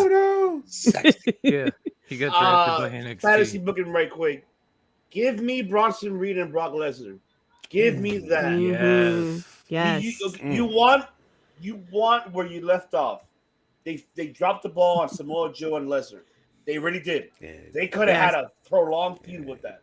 You could do this with Bronson Reed and Brock Lesnar, because the way how, if you could book Bronson Reed how he's been booked as of late, you could make him look strong against Brock Lesnar, because he is not afraid. and he's willing to go ahead and take it all the way, just like Samoa Joe did against Brock Lesnar. I can see the same for Bronson to do the same, because we know his credentials. Even though we're not, this is a different promotion, but Bronson Reed is the only man who defeated Kazuchika Okada in the G1 fucking tournament clean. No interference, none of that. Clean. That's going over a fucking John Cena New Japan. So that's why I wish they could book. I hope Paul Levesque could think of that idea of booking something like that coming soon. Bronson Reed and Brock Lesnar. Definitely. I'm hoping that, because now we are in, despite what people think, Triple H is the booker here. We are now at the reset phase of it, because I feel like a lot of the booking up to Mania probably was what Vince had originally wanted. But now that we are after Mania, this is now under Triple H and what he wants the booking to be. So I'm hoping that we'll have, storylines and stuff like that, as far as people who aren't usually booked properly, if it was under Vince, actually get that time to shine. Just like we had seen, with the United States title and the IC title really getting the attention that they really needed. Giving Roman Reigns a little bit of time off, but having those titles clearly shine. Of course, we've seen pay-per-views where Roman Reigns was not featured on the pay-per-view, but it was still a good pay-per-view. There was still matches on there that was very exciting and things like that. So I'm hoping that we get to see these three guys shine here. Like I said, can't wait to see what they're going to do with Austin Theory next. I'm hoping that this is a bit of a turnaround for Bronson Reed. Get him away from the Miz once and for all, and have him more opposite Solo Sikoa, bit of an enforcer, don't play around and things like that. And just whoop ass basically. Shout out to Smacking It Raw. Hey, Riddle. Ivan, Don, what up? Nick, What up? What up? Devin, What and up? JD. He walked in here sounding like The Joel. number one man on Pornhub right there. Smacking Right. it Yes. off. I see you, Riddle. That's a man. I see you. Shout out to Riddle, Want man. to be He stepped in the spicy. chat. He stepped in the chat like Joel Gertner, just well.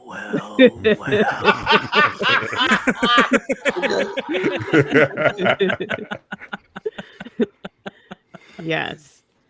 A shout out to you guys. Thank you for tuning in. I love you, Doc, for saying that. The quintessential stud muffin of podcasting right there, my man Ritter. Going to the next match for the currently Raw Women's Championship, Bianca Belair going against Io Sky. I think that, I'm excited to see this match. I'm hoping that this match will be as exciting, even though there was a bit of they did some build up to it with, Bianca Belair and Damage Control. But I can't wait to see these two in the ring together. I'm a fan of Io Sky. I'm a fan of Bianca Belair. So I can't wait to see what this match give us. Hopefully, black and gold NXT vibes that they just go off in this match.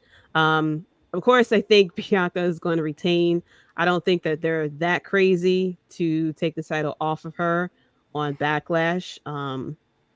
But you never know what's going to happen in WWE. But I'm like 99.99% sure that Bianca is going to walk away from this match. I'm more interested on how we're going to handle the exchanging of the titles. If they're going to introduce new titles for the women, are they going to do the lame ass title exchange that we've seen previously, which I hope doesn't happen, that we just hand titles over like it's a sack of potatoes, or are we combining titles or something? I don't know, but I'm just hoping that we get an answer with all this. But I got an answer. What are your I got an thoughts? answer.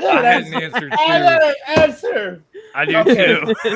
I think we have the same answer. I hope we do. We probably do. No, Go ahead, Mr. President. We're gonna have the swap. That's for sure. Yeah.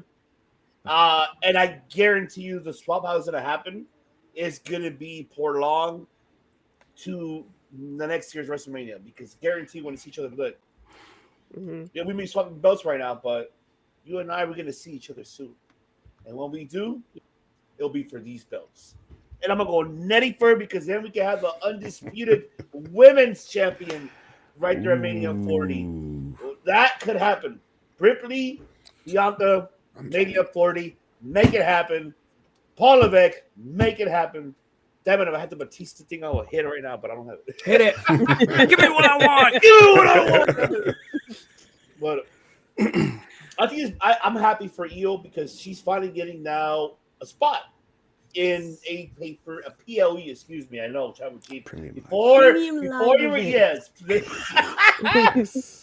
you, JD. I love how she said it. Premium live event. See, forgot, I know. I'm used to saying pay-per-view. I'm sorry.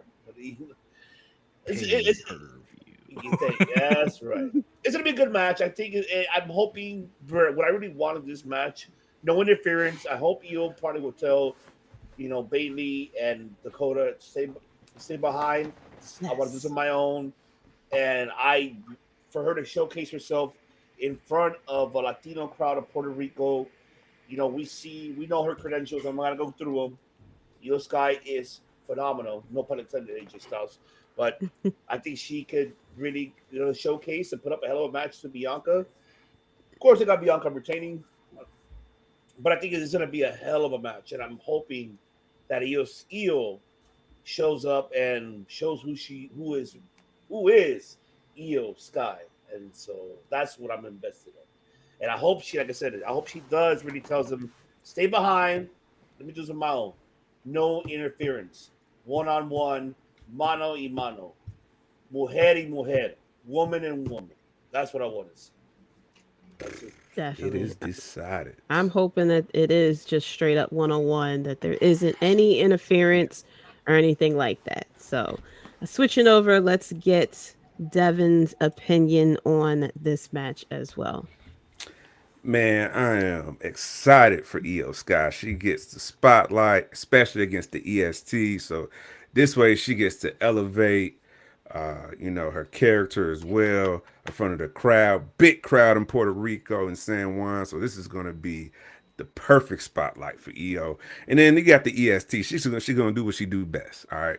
So I'm just excited for this opportunity, mostly on Io Sky, but it's going to be a phenomenal athletic match because these two ladies can go. They can both go. They can mix it up. Io got the strike, got the air.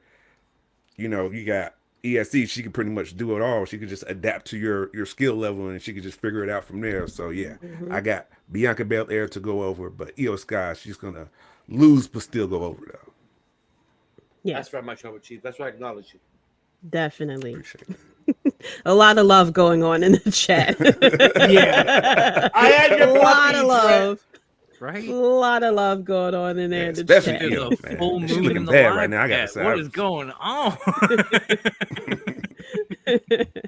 All right, Don, what's your thoughts on the match? Well, first and foremost, this match is something that I probably wanted since like the days of Black and Gold. Like these two. Oh my god!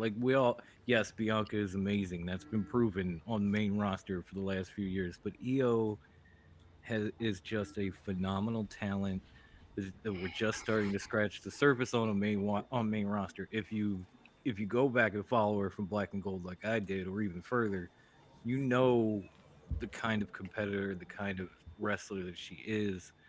So this is going to be amazing. But I'm with JD. I think like birth control accuracy says Bianca's retaining here. But I'm not as patient as Ivan. So I had a similar answer. I say we crown an undisputed WWE Women's Champion at SummerSlam. Bianca versus Rhea. I'm sorry. It's because my winner just said right now. That's why I'm laughing. Devin has that smooth velvet tones. He could read that obituary. There we go. This is why I don't look to the side while I'm talking, because I'll die. Yo. Oh, I love you, Ritter. Oh, you're the man. Jesus. Oh Christ. Man, that's coming on the night right there. Shout out to Justin from Get Your Man. Muffin of podcasting strikes again. See, look, even Brett, I let him read anything to me. There we go. why we're not on Pornhub right now, right? Yeah. This episode should be called Wrestlebread After Dark with this chat. I mean, Hopefully erotica. Jesus. You're muted Nick, again. you're muted, Nick. You're muted, you're muted, Tim. Tim. Yay. You're muted. You're muted. Well, There we go. there we go. Oh, He he's left. like, oh, he left. I'm amateur. I'm not even gonna fucking talk. I'm gonna clip that now. There you go. Please, fuck me.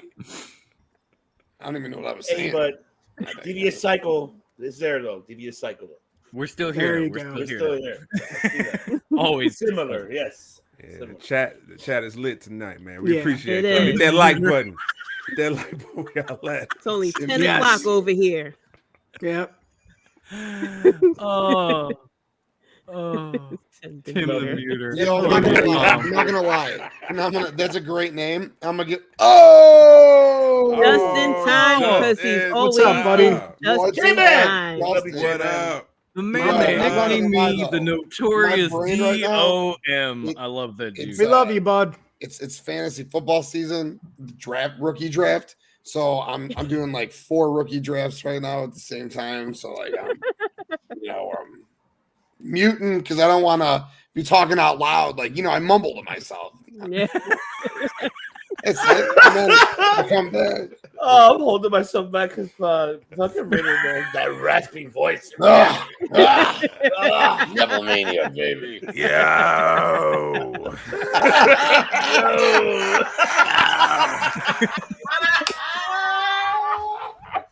Jesus. Fucking shit. Oh my gosh. Yo. I beg you.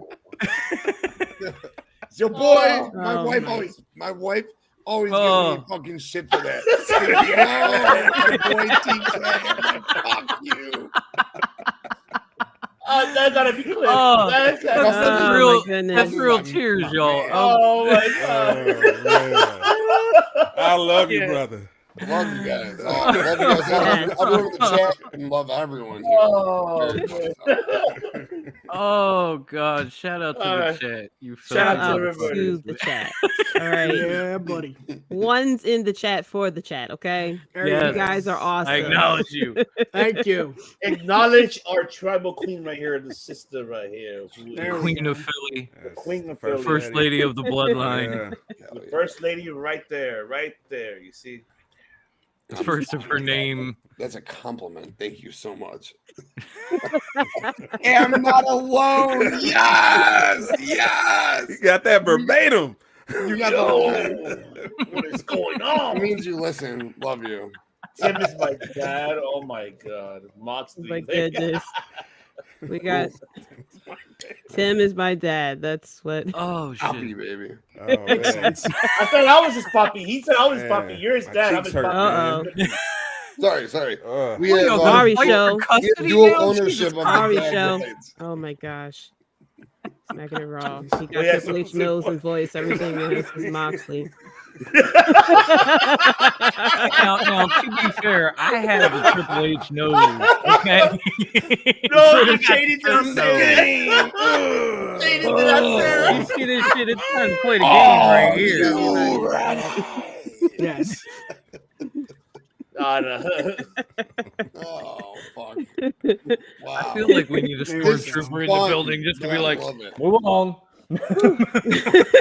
I need a shot now because this is too much fun. Right? Oh my goodness. Where were we? I think we're on Nick. Yeah. Yeah. What is Yeah. your Nick. thoughts on Yeah. that? We apologize for it. Yeah. Yeah. I'm a huge fan of Belair. I just think she can't do anything wrong. But I think the issue lies is this seems more about damage control. This seems more about EO than Belair. And I think that's the issue. I want it to be about Belair. She is just perfect in the ring, outside of the ring. Everything she does is just spot on. This one's easy. If she beat Asuka, she's going to beat EO. Asuka was a big deal at WrestleMania. A lot of people didn't think she was going to do that. She did, and that was great. That's great for her career. That's great for her record. I don't know. Is this about Bianca? Is this about Io? I'm a little confused there, but again, like everybody said, it's going to be a great match. Io's going to put up like she usually does, and Bianca is just going to, like you said, Devin, she just evolves and adapts to whoever she's facing, and it's going to be a great match. I'm just a little lost, you know. I don't get it, but I'm gonna enjoy it. Is that a bad thing that Io has the spotlight though? Because no, Bianca always has the spotlight. Right? Yeah, Bianca got the spotlight for a year. Because you know, EST is going over. So what's so bad about Io? Nothing. Know that. All right. Nothing's bad. I'm just asking questions. No, and I'm answering. Nothing's bad about it. I'm confused. I think it should be more about Bianca than Io, and I think it is about damage control. It's going to be a great match. Wait Go ahead. Wait a minute. I'm listening. I was just sneezing. That's why. Bless you, Mr. Why? Thank you. But why is it not Io? Why? What is it that you have against Io? What is no it one said that. I just think I'm asking you a question. I'm asking you a question. I'm asking you, and I'm telling you, there's not an issue. Why you don't get it then? That's what I want to know. I don't get the story. I don't get the lead up to it. I get the match. I like the match. I want to see it. It's going to be very interesting. I just want more about Bianca. I want it to be more about Bianca, and we're not getting that. We are getting it. She is the champion. We're getting more about Bianca. No, this is an easy win. What do you want out of this? What do you get out of this? What do you get Io over her losing? That's the point. Look. You get damage control back on track because after WrestleMania, it looked like they were done. And meanwhile, Bianca's riding high off another title defense. You already got Dakota and Bayley in the tag team title picture. Now you got Io in the world title picture. It kind of rebuilds them just a little bit from WrestleMania, where it felt man, they were there you go. Done. There you go. We all have an opinion. There we go. We do. Yeah. We all have an opinion for sure. And I'll make mine quick because you guys all said great things. Ivan did. JD, you said this feels like black and gold. Devin, the spotlight on Io. That is fantastic. That's what we need. Dom, yes. Bayley and Dakota just got a huge tag team win, which puts them in contention for those tag titles, which makes Io and Bayley looking at each other like Bayley's like, I'm stuck in this tag division. Yeah, well, Io's probably the best of them all right now, in all honesty. I'll take that as a compliment. And then you got this match, and you're going to give Io the spotlight on a big pay-per-view, PLE, and Io's going to shine like she shines, right? And Bianca gets the win. Bianca's going coast to coast. It'll be Bianca. She on SmackDown. I can't wait. I'm so very excited for Bianca on SmackDown. New women, new matches, new feuds, new opportunities, except what's her first feud going to be? Asuka. That's why Asuka's there too. And then who's she going to fight at SummerSlam? The Queen. Charlotte. The Queen will be there. So it'll be Bianca, Charlotte, SummerSlam, which I've been waiting for how long? And Bianca told Charlotte, you don't even go here back in the day. And now Bianca is reached top 5 all-time status, and the Queen's already top 3. So SummerSlam is going to be lit. Can't wait. Io does get the shine here, as you said, Devin. Let's go. And let's build damage control back up if we're keeping them together. Let's build them back. Amen. Oh, that's what I'm saying. Yes. Yeah. Let the church say amen on that. Amen. Amen. Mute it. Amen. Amen. Hallelujah. That clarifies everything, Nick. We love you too. I know. Yeah, I know. We see that What? finger. But yes, we saw that finger. We love you too. Okay. I was just, I call it straight down the middle. This woman, Io, is so great. Like, she's been wasted in this tag team for how long? No, bro. Cheddar Bob. No. He shot himself in his dick. Poor Cheddar Bob. The chat is just going off. Bro. My man. Where you pull that at, bro? What is put going the on chat over here? on the screen and leave? What is going on here? Like it's like a cheddar. I don't even know, man. I don't know what's going on. Dom look like 8 Mile. You really pull from the 8 Mile. You're not wrong. Nick's like, what the fuck? I love you, Nick, so much. The live chat started Cinco de Mayo tonight. Seriously. They're getting at it tonight. They are, yes, they are getting it in. We love them, though. Thank you so much. I'm loving it. We don't know either. All right, so next up, we have the 6-man tag team match. Matt Riddle, KO, and Sami Zayn going against the Usos and Solo Sikoa, the Bloodline. A lot of rumors and theories that people are putting out there as far as with this match. Let's start off with Dom. What are your thoughts with this match? I mean, obviously it's going to be a great match, even though Riddle's in it and I can't stand him. But you got to think this is where, again, KO and Sami get the best of the Bloodline, probably pin one of the Usos, and continue this heat between, the Bloodline, especially the 3 brothers that we've already started to see, eventually leading to the breakup of the Bloodline. Sorry, Devin, can't help it. Gotta say it. Like, we'll be here on this network forever, but these guys, they gone. So I think Sami, KO, and Riddle win, and it just, cracks at the foundation of the Bloodline a little bit further. That one, not us.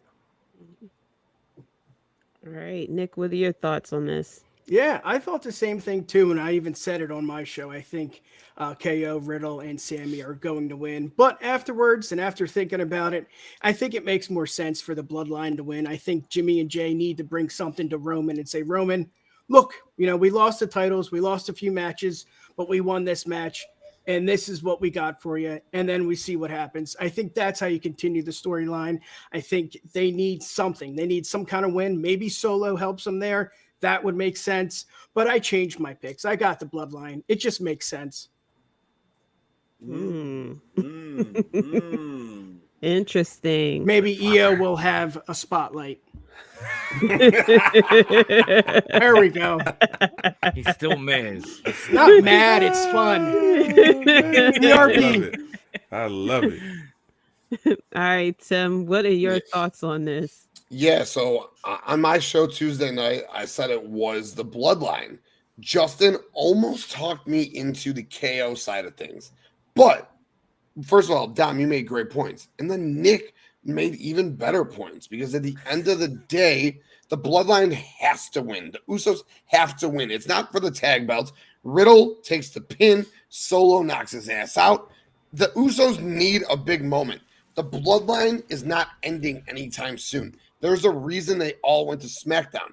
Roman's going to feud with AJ. What's he going to need when he feuds with AJ? He's going to need the Usos. He's going to need Solo. They're going to be the OC against the Bloodline. SmackDown's going to need tag titles, which means there's going to be a tag title tournament. So the Usos are going to be in that, which means the OC is going to be deep in that, which means the Street Profits are going to be deep in that. That's when the Usos lose. They don't get those inaugural SmackDown belts. And that's where the friction within the Bloodline starts. But the Bloodline absolutely 100% has to win because you cannot bring the Usos to Roman as losers. They need to be like, yo, Us, we just won this match. That's it. KO, Riddle, Sami, they lose. Riddle takes the pin with the Umaga Samoan spike. That's it.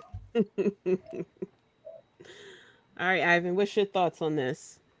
It's funny because I'm with Tim and Nick and Dom because I did say this on Sunday that this past Sunday I said that KO and Sami and Riddle will go over and Solo will turn on them on Backlash. But now that we know where they're drafted on SmackDown, this makes sense for them to win.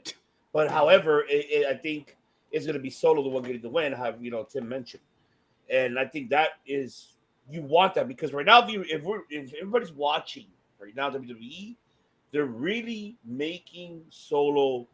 Now it's his turn. Now it's his turn to take that spotlight in the bloodline. And now and we're seeing that. You see how he main evented a Raw.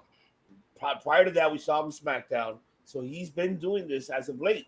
So now who's the one who's gonna be the shot caller is gonna be Solo, because Roman is giving him the platform, saying, "Here, look, I'm giving you here the keys to the kingdom to be alongside with me here next to me in my throne." Right. But you got to decide with your brothers their faith and what you want to do. And that's what we're seeing this Saturday. We're going to see that.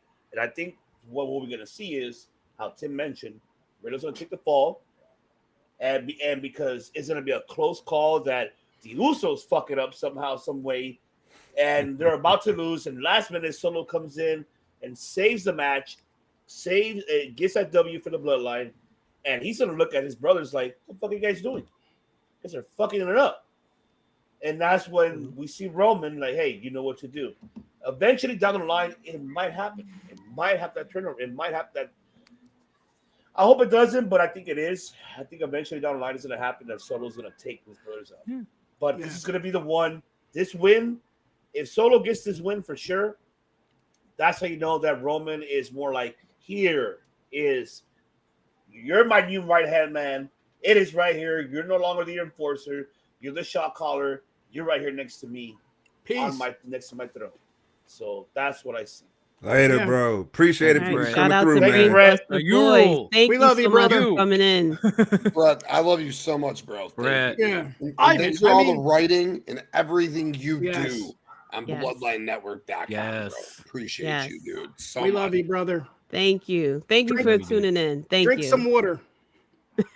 Some water. Ivan, I mean, vice versa too. I mean, can Sami and KO afford an L? I mean, right now, I don't know what they're doing. It just seems like they're back and forth, the same old thing back in the day. They have a relationship. They hate each other. They love each other. So can that, I'm still saying the Usos and the Bloodline, but just, playing devil's advocate, can that happen to the champs? I don't know. I don't think it'll hurt them because Right. they successfully retained the titles, so it's not going to hurt them. And either way, they're not what's taking the pin. It's Riddle who's taking the pin. Yeah. So at the end, And it's I not don't hurting them. mean to cut you off, and I don't mean to put another plug over, but if you look at the power rankings on Boom, baby. BloodlineNetwork.com, Cheap pop. Yeah. all right, Riddle has been on both shows every week since he's been back, and I know our boy Smacking the Raw, Matt Ritter, is not happy about that. No. But this man has been on every show I'm not either. both weeks since he's been back. So he can absolutely take a humenga, and if you know, spike to the neck and eat that loss at the PLE. All What right? about his gear, Tim? Oh my God. Him and Wardlow. Put your fucking trunks down. Get over it. Stop it. Stop it already. Underwear, your stupid smile, your dumb laugh. I hate him just as much as fucking Ritter does. He's annoying as fuck. He's talented. He's a great worker. I'm sorry, brother. I know you're upset about that. I like to cater to the audience, but he's a great worker. He really is a great worker. Really? I look like a guy from a volleyball team, like a dad that's coaching his daughters. He's got a point. I know I do. Yeah, too bad. I'm working on Wow. Get them Daisy Dukes on, man. You're beautiful, Poppy. It must be a sexy ass volunteer is all I'm saying. But all this stuff about they got the bloodlines on the same show, so they got to stick together. No, you can't finish this story if they separate the bloodline through a draft. Then it just ends. Raw. They're all on Raw. He's on Riddle, Raw. KO, and Sami. Sorry, Dom. Keep Yeah, no, they're all on Raw. But if you put the Usos on Raw and you put the other three on SmackDown, then the story's over, and now they've just been separated. You have to have them on the same show to let the story play out. Yeah, no, I'm with you, Dom, because that's the whole point of why this story didn't prolong. Because now you have the story within the bloodline who are feuding, they're letting with trouble there. Because Roman is the one sitting back and saying, like, what the fuck's going on? Why is this not being resolved? He got questions. So, man. he got questions of what's going on with the Usos' state of mind. We've been seeing that because Sammy's been telling him, you've been saying you're doing this for Roman, blah, blah.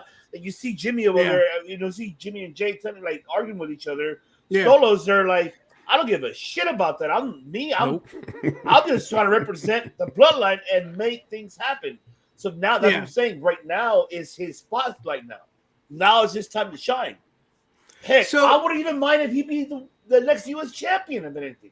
I don't even mind that if he does that. Mm-hmm. So I mean, this is now his time.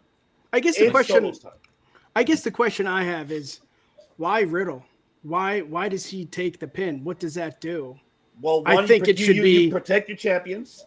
Yeah, but the storyline is about the friction between them two. So you have Riddle take the pin, but that will end though. This Saturday is going to end all of that, and we're starting next new chapters, new stories, separate brands. Mm-hmm. It's all over. So this is not gonna hurt anybody. If anything, it's not even gonna hurt Riddle if he loses. Big deal. Oh well. That's why the bloodline is gonna win for that nature of reason, because Solo is not gonna be the next shot caller of the bloodline of that table. Because that's he is now, you know. He's not yet. Jay's not the right hand man anymore. No. But it's Solo. And my apologies for kind of prolonging this, but one other thing too that I wanted to add: Tamina is on SmackDown. Tamina. You know, my wife brought that up. Tamina into the Bloodline Network, and I mean the Bloodline Entertainment. There you go. She come to the Bloodline Network. But to the she is Bloodline. And there you go. Watch Solo be like, I got a new enforcer right here. It's gonna be her and that women's roster. Yeah. Yo, Poppy. Yes. Yo, Poppy. Think about this.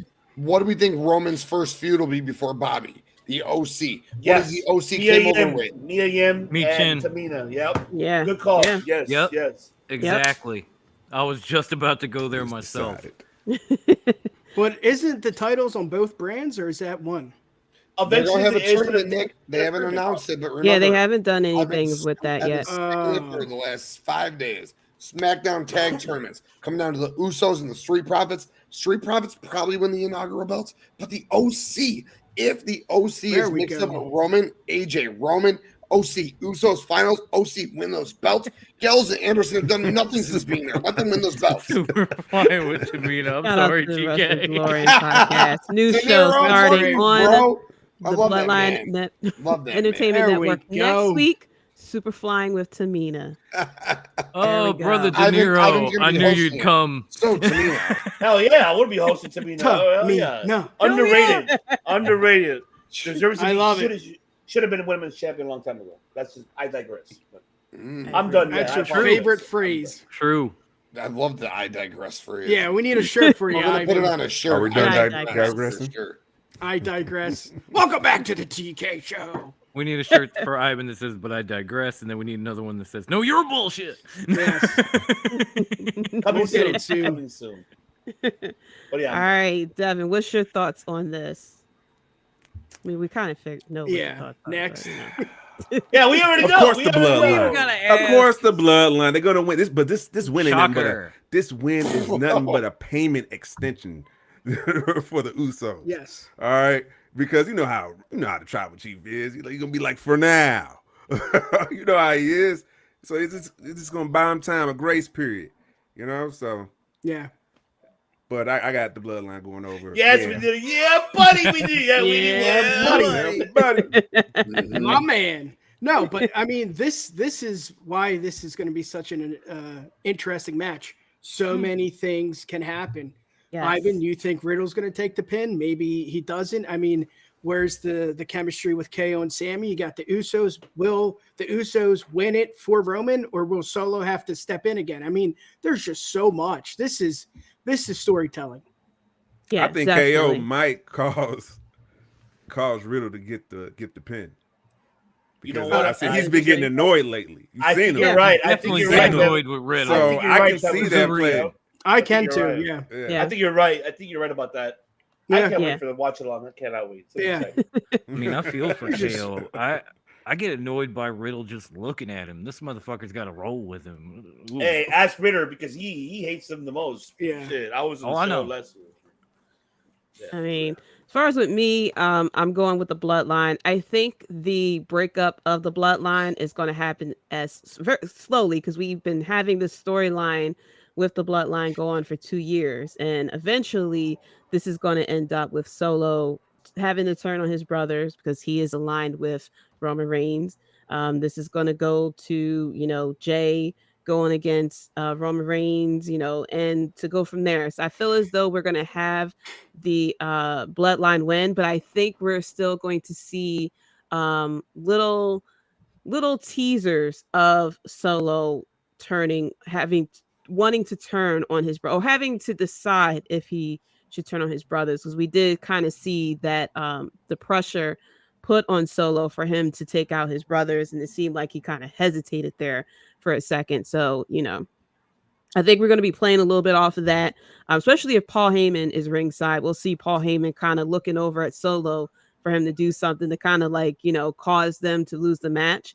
And I think it'll be the reverse. Normally, someone try to win the match and they end up losing. I think it's going to be pressure for Solo to cause them to lose the match so that they can start, getting the Usos in trouble and things like that with Roman Reigns, but they end up winning. So I don't know. It's a bit of it's a very exciting match because we don't know which way it can go. The tag team chance with Riddle can win here, and this can continue on with, the separation of Solo and Roman with the Usos. This could have the Bloodline win, and then we can start with, the breakup of Sami and KO. Because technically, if we're doing Night of Champions over in Saudi, they can't defend the titles over there because they're not going. So we have to figure out either the titles will not be defended on that show, or the titles come off of them. So who knows how that's going to happen with that as well. Is that a fact? Yeah. That they're not they're not going. Yeah. No. Okay. Sammy can't go. He can't go at all. Yeah. He can't go due to his religion. So he can't go. And then Got KO doesn't go because, his support with Sami. So they're kind of like putting Best a bit friends. WWE's kind of put in a bit of a tight spot because they're naming this show Night of Champions, and your current tag team champions cannot go over there. That's why I'm in the same boat with like TK, where they give up the SmackDown titles and you crown a new set on, during Night of Champions. Just like 2016 SmackDown, the best draft in recent memory has been 2016. Yes. What can you do right now? You got a new world champion coming on Raw. You got a new tag team champion coming on SmackDown. Yeah, I like that. And just to throw out a side note, anybody notice that Paul Heyman is going back to his I'm down. days? Has anybody I'll fucking throw on anyone. You guys know that. So oh yeah. You got. I swing a chair I swing a chair like nobody else, so I'm down. I throw the fist. Stick. Side note, We got the girl. We got her meat chin. Man, we got some violent motherfuckers up in here. There will not be color-coded kendo sticks for Jaydee. We're not doing that. No, we're not doing that. I don't need colors. That's bullshit. Get the fucking regular kendo stick, the Sandman. We're from kendo Philly. stick, We don't color code shit. Yeah, Exactly. yeah. Everyone, what are you saying? Side note, anybody noticing that Paul Heyman has been on his phone? Mm-hmm. He's busting that WCW old era. The old Paulie Dangerously, Dangerously. I'm It's the noticing best. that. It's the best on ringside. I'm like, It cracks me up. hey, he's talking to Roman. My tribal chief is matching. I love the way he talks on the Roman phone. Reigns. Yeah. Love to talk Call like this. Roman Reigns.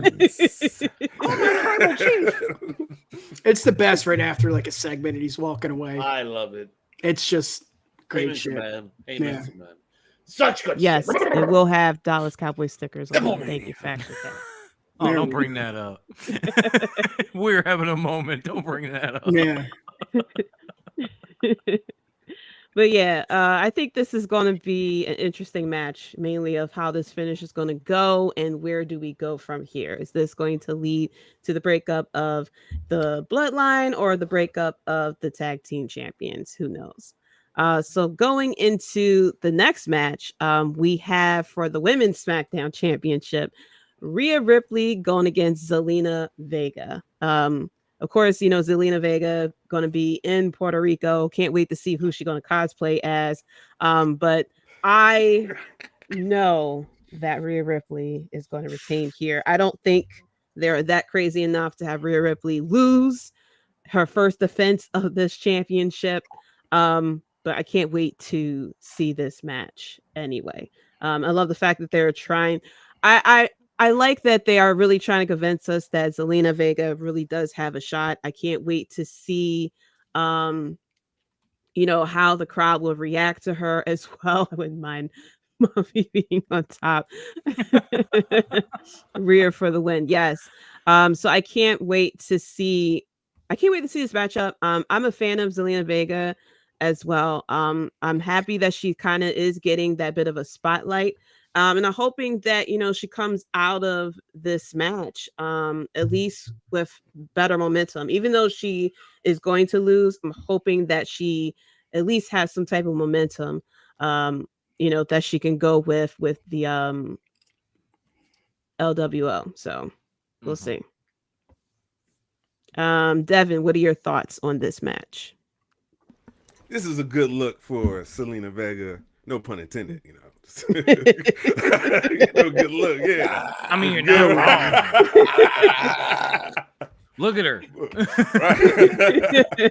I had to go back on mute for a reason. That is the most accurate statement of all time. But man, she's going to, she's going home. She's going to Puerto Rico. So this is I can't wait to see the reception she's gonna get. But Rhea, she's gonna come in there and just put it in work. She's gonna destroy her.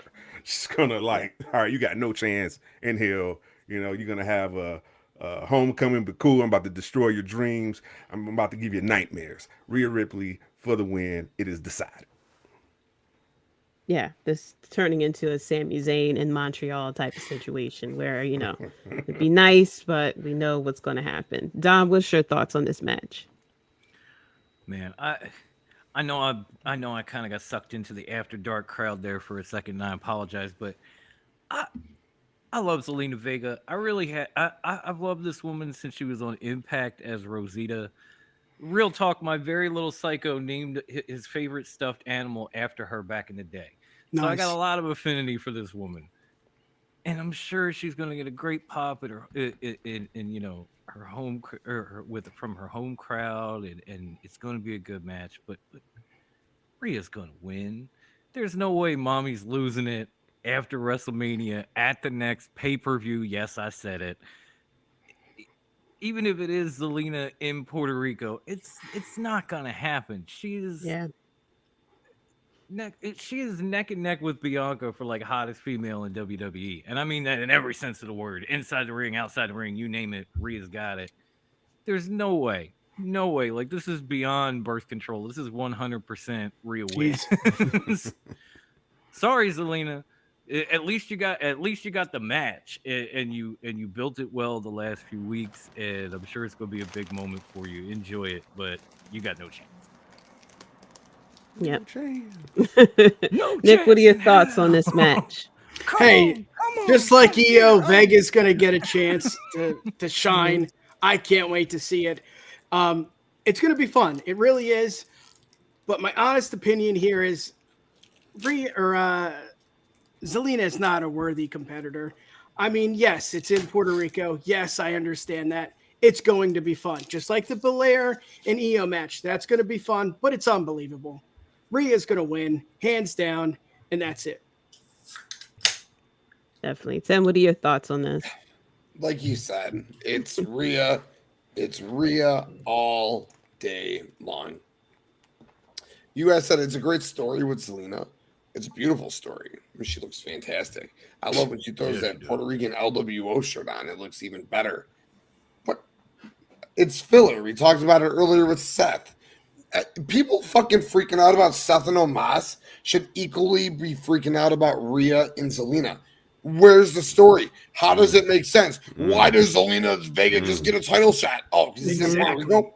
Stop it. All right? I get it. Look at her. She's a goddess. Put the brand on her and let her shine. But the same freak out should be going on about this. It's mommy. She picks her up, she stacks her, and we all go, that was hot. That's a clip. He's out of line, but he's not wrong. It's not wrong. The only thing I'll say Not is wrong. wrong. The only thing I'll say is wrong is that I know you get it. You're saying there's no story. Of course, it's a story because the fact that you have LWO feuding with Judgment Day, Right. and of course now you have a woman there that you need to have a woman to feud with Rhea. Of course, let's be realistic. There's no chance in hell that Zelina's not going to defeat, Rhea. We already know that. However, this is good for me because I'm Latino here in this platform right here that we're speaking of. It really helps the Latin community wise, marketing wise, if I want to be realistic, because you need someone like Zelina Vega. Mind you, she's the only one they're pushing more than Raquel Gonzalez, or Rodriguez, excuse me. And right now, to push her at this level, especially in Puerto Rico, and not only that, they're going to be there within the next 24 hours out there on SmackDown, go around the tour, living around everything, meet and greet, getting that momentum going, getting that Puerto Rican Latin community to tune into WWE is the best marketable way for her to be there in this match. It's not a filler. It's going to be a chase story. She is going to lose, though. I'm saying I'm already choosing Rhea. But this is going to be a chase. That's what you want. You want to get investment of this Latino community to be behind her 100%. That's how I look at it marketable-wise. That's how you look at it to attract this Latino community. You want to attract those casual audience. Yeah. Who better else to put her in that position than her? Yeah. Should be Raquel Rodriguez. However, she's more Chicana. Chicana is just a difference to it. She could do it here in the States, but that's another time for her. But right now that you're going across the board, waters somewhere else, you need someone like Zelina Vega to do that, and for her to have people to be invested to tune in to WWE Raw, SmackDown, and the POD. That's how I see it. That's the way I see it. It's not a filler. You guarantee you're gonna your mom, her grandma are all gonna be there supporting her. I'm happy for her. She is now getting the spotlight for the first time. People are really sleeping on Vega. She is underrated. So for me, she is. I know that movie sucked, the one that Page movie, but that was her. That was good. You didn't like that? No, I'm just saying. I liked it. It was not bad. But I'm just saying, Vega is not giving credentials due. This woman deserves those credentials, and I'm just happy that she's getting the spotlight. She's gonna lose, but hey, it's gonna be a good chase story, and it's gonna have us. Oh my God, she's gonna win! Oh, no, then that's it. Yeah, that's all we want. But you want that marketable Latino community. To invest. She's the perfect candidate. I mean, I know people sleep on her, but this woman has been in LAX and the LWO. Yep. Yeah, I think that's what this match is. It's a business decision. Of course, but at the same time, these two are BFFs. Mind you, their husbands are BFFs. True. Their husbands are BFFs. Buddy Matthews and of course, Aleister Black. They're BFFs. Yeah, they got gold together right now. They got gold together right now. There you go. Yeah. What better way to book these two, women right here to go for it? And her cosplay she's Puerto Rico flag. That's what I said. Yeah. She had a great match with what's her face on SmackDown a few weeks ago. Yes. Yeah, well, what's her face? Yeah, I don't know. No, I know he's talking about the ring in 2.5 minutes against Doudrop. That's Vince booking. All right, with that we can know. But she won it. Right away. But it's still, she won it. It's not a bad thing that she won it. Like, no, I know, but I'm saying the match. Credential. But it doesn't look. But does it make it look good? Like in ring wise, no, it doesn't. She did the Code Red tour. I'm sick. You're talking about Queen of the Ring? Yeah. Yeah, she hit her with the Code Red. And I heard Keys earlier on the UW pod. Him like he's mad. I'm like, no, don't be mad. It's Vince's booking. But like I said, this is a good. What did he say? I forget.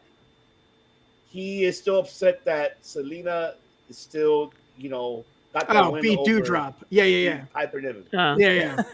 Yeah. See, I do watch. Okay, I do listen. So there you Piper's like his number one girl. So I know. That's why. Okay. Mm-hmm. So he loves Ginger.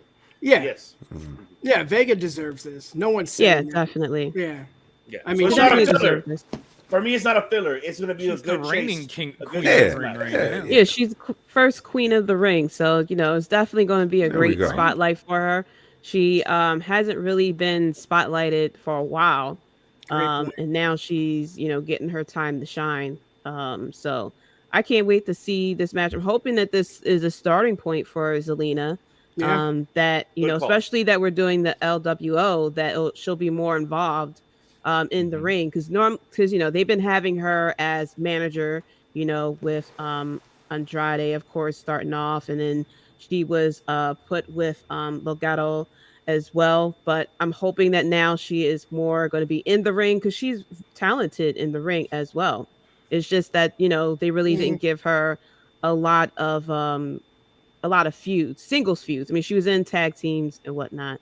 But something singles wise, and especially since this was supposed to be a king and queen of the ring in Saudi, but they had switched it over to Night of Champions. So hoping that this will be a starting point for her, that we get to see her a lot more as well. Speaking of marketing to the Latino community, the next match, the San Juan Street fight. Yes. Bad Bunny going against Damian Priest. I'm hoping that this is actually the main event. I mean, marketing wise and everything, I feel as though this would be a great main event to go to. I have Bad Bunny winning here. I think this would be a great thing to do, is to have the crowd go home happy. Because they love, first of all, they love Bad Bunny over there. He is the king over in Puerto Rico. And I think this matchup between him and Damian Priest is going to go over so well. Because they're cool and everything like that. So I think this is going to be a great and exciting match. I know, Bad Bunny's going to do something crazy as well, but I feel as though this should be main event. Even though we have Brock Lesnar and Cody on the card, I think this should be main event because of where they're at.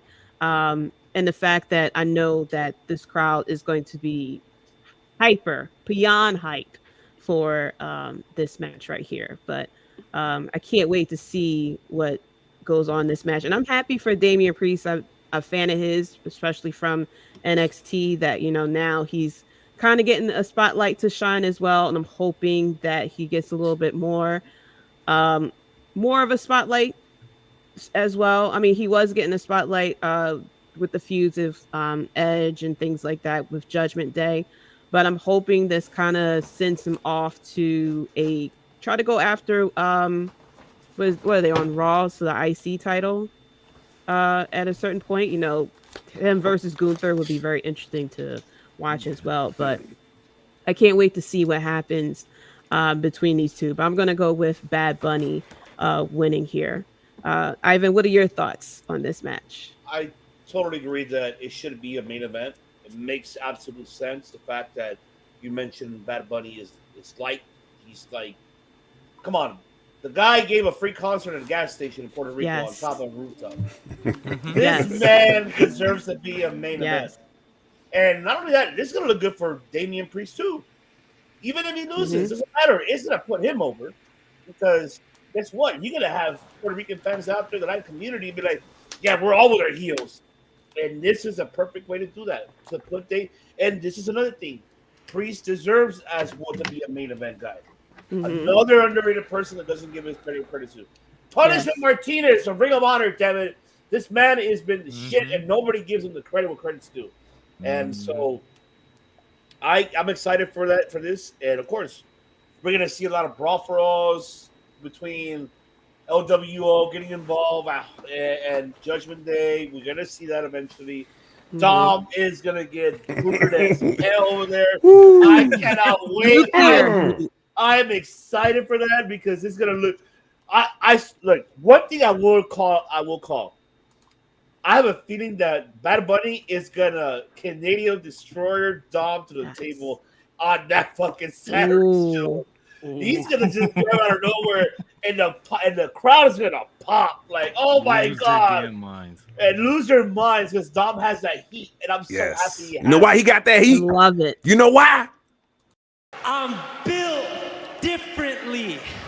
That's right. That's right.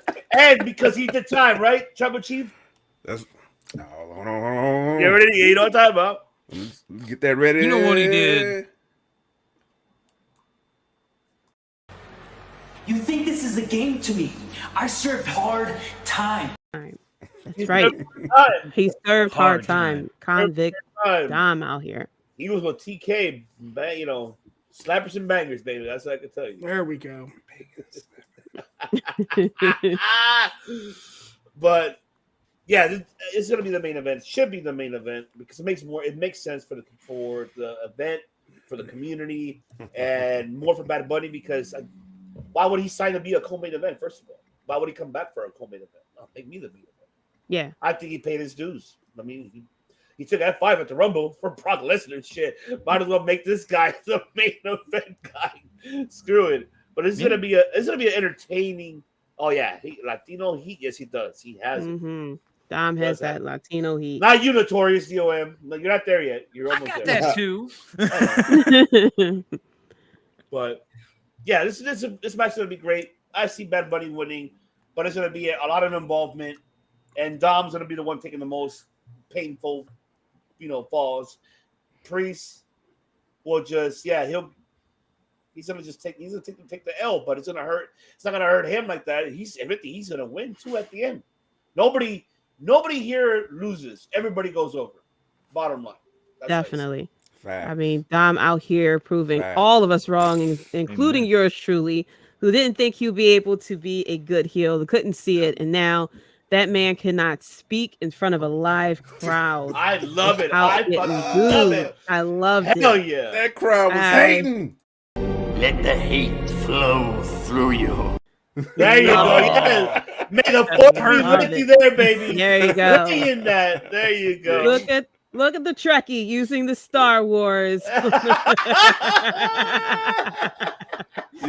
I said, why not? Why not? But yeah, not? Dom is just killing it as far as getting that nuclear heat put on him. Tim, what are your thoughts on this match? I love it. The Judgment Day is killing it, period. Whether it's Rhea, Finn, Dom, as you said. I wanted Dom to be a heel. Look at it. All it took was some hair gel, slick back, a couple of days in prison, and there we go, baby. Love it. I love what he's doing with Judgment Day. But this match itself, you guys hit it on the head. Damian Priest was non-existent for a while. He started off as the leader of the Judgment Day to the fourth member of the Judgment Day. Over the last 6 weeks, he has been existent, running shit, huge choke slams, pinfall victories. The Judgment Day starting Raw, ending Raw, going to SmackDown. We won't see that anymore due to the brand split. But while we didn't have the brand split after WrestleMania, they were doing their thing. There's the Bloodline, there's the Judgment Day, and the Judgment Day were doing it. Bad Bunny, commend him mightily. Celebrities who come in, want to learn the craft, hone the craft, become superstars. This man is everything. I thought for sure Brock and Cody main event because it's Brock and Cody. You guys are right. Brock doesn't main event shit no more. It'll go first. Brock and Cody go first. Lights the crowd up. It goes crazy. Yo, Bad Bunny and Priest fifth. What sense does that make? None. Brock and Cody go first. This is absolutely the main event. Priest, I hope after this he will take the loss. It's just like EO. Recognition. Shine. Getting huge shine. Main event. Huge PLE. Bad Bunny wins for sure. Don't talk about EO because Nick won't get it. There we go. There it is. Yo, why you gotta bring up Nick, I'll let you do your thing. More shots fired. It's hey Bad man, cam Bunny. up, bro. How you gonna say that and not cam up? I'm just over it. No, you do you. I'm done. It's Bad Bunny all day. Nick, my guy. Yeah, Nick. I'm going to disagree. I mean, we're winning here. Bad Bunny, that's the reason why we're in Puerto Rico. That's why this event is so big. He is a household name. He's dating a Kardashian. I mean, this guy is a stud of all studs. He doesn't need to win. Damian needs to win to make it. I don't want to say he's the, odd man out of the Judgment Day, but let's say it. He's the odd man out of the Judgment Day. A win here does nothing for Bad Bunny. What is he going to do? He's going to take a jet and go somewhere. Doesn't make sense. We're winning, like you guys said. This match, main eventing, excellent. I love it, JD. That's great. Yeah. But I got it a little differently. I need Damian to win. It just makes sense to me. Damian goes over. It makes sense to you, right? I love that fire in you, Nick. I love it, man. Yeah, let's get on the debate stage, buddy. Oh, debate center coming. You calling him out? What do you think? Debate center. Damn right, right here on calling you out, President. The Well, BEN. you want to call me out on what? Hey, we could debate all day, baby, because we can debate it. I got no issue debating. Hey, some of us got to work early in the morning. Come on now. I'll digress there. I love that. Yeah, buddy. No, that's an interesting point, though. If Priest was to take the win here, the type of heat that he'll get as a heel as well, and you could continue this feud as well, especially if they are trying to push this to potentially the SummerSlam as well. But yeah. And Priest is beloved in Puerto Rico too. Don't get me wrong there. I mean, yes, it's all about Bad Bunny, but the fans are there to see Priest as well as Bad Bunny, and we win. We win regardless. Exactly. All right, Dom, what's your thoughts on this? Well, I mean, I agree with the rest of you guys that this should be the main event of the card, last on the card. They're only calling it a street fight because WWE doesn't want to say death match. But in Puerto Rico, it should be a death match. I know why we invented that shit. I see you. Practically invented. Yeah, of course, the Bingo Hall kid's going to bring that up. Yes. And I get what Nick's saying, but at the same time, when you look at the Judgment Day, who do we talk? We talk about Rhea. We talk about Dom. We talk about Finn and his 14 fucking staples, and then we talk about Damian Priest. I mean, he is the glue that kind of keeps the group together and keeps them, and keeps them going. But he's the fourth member of the Judgment Day. Meanwhile, who's the host of the event? Who's in the match? Bad Bunny. And unlike some other celebrities, he's not doing this for YouTube clicks. He's doing this for the love of it. He's doing this for his hometown crowd. He's doing this for his people. So of course he's got to win. Of course.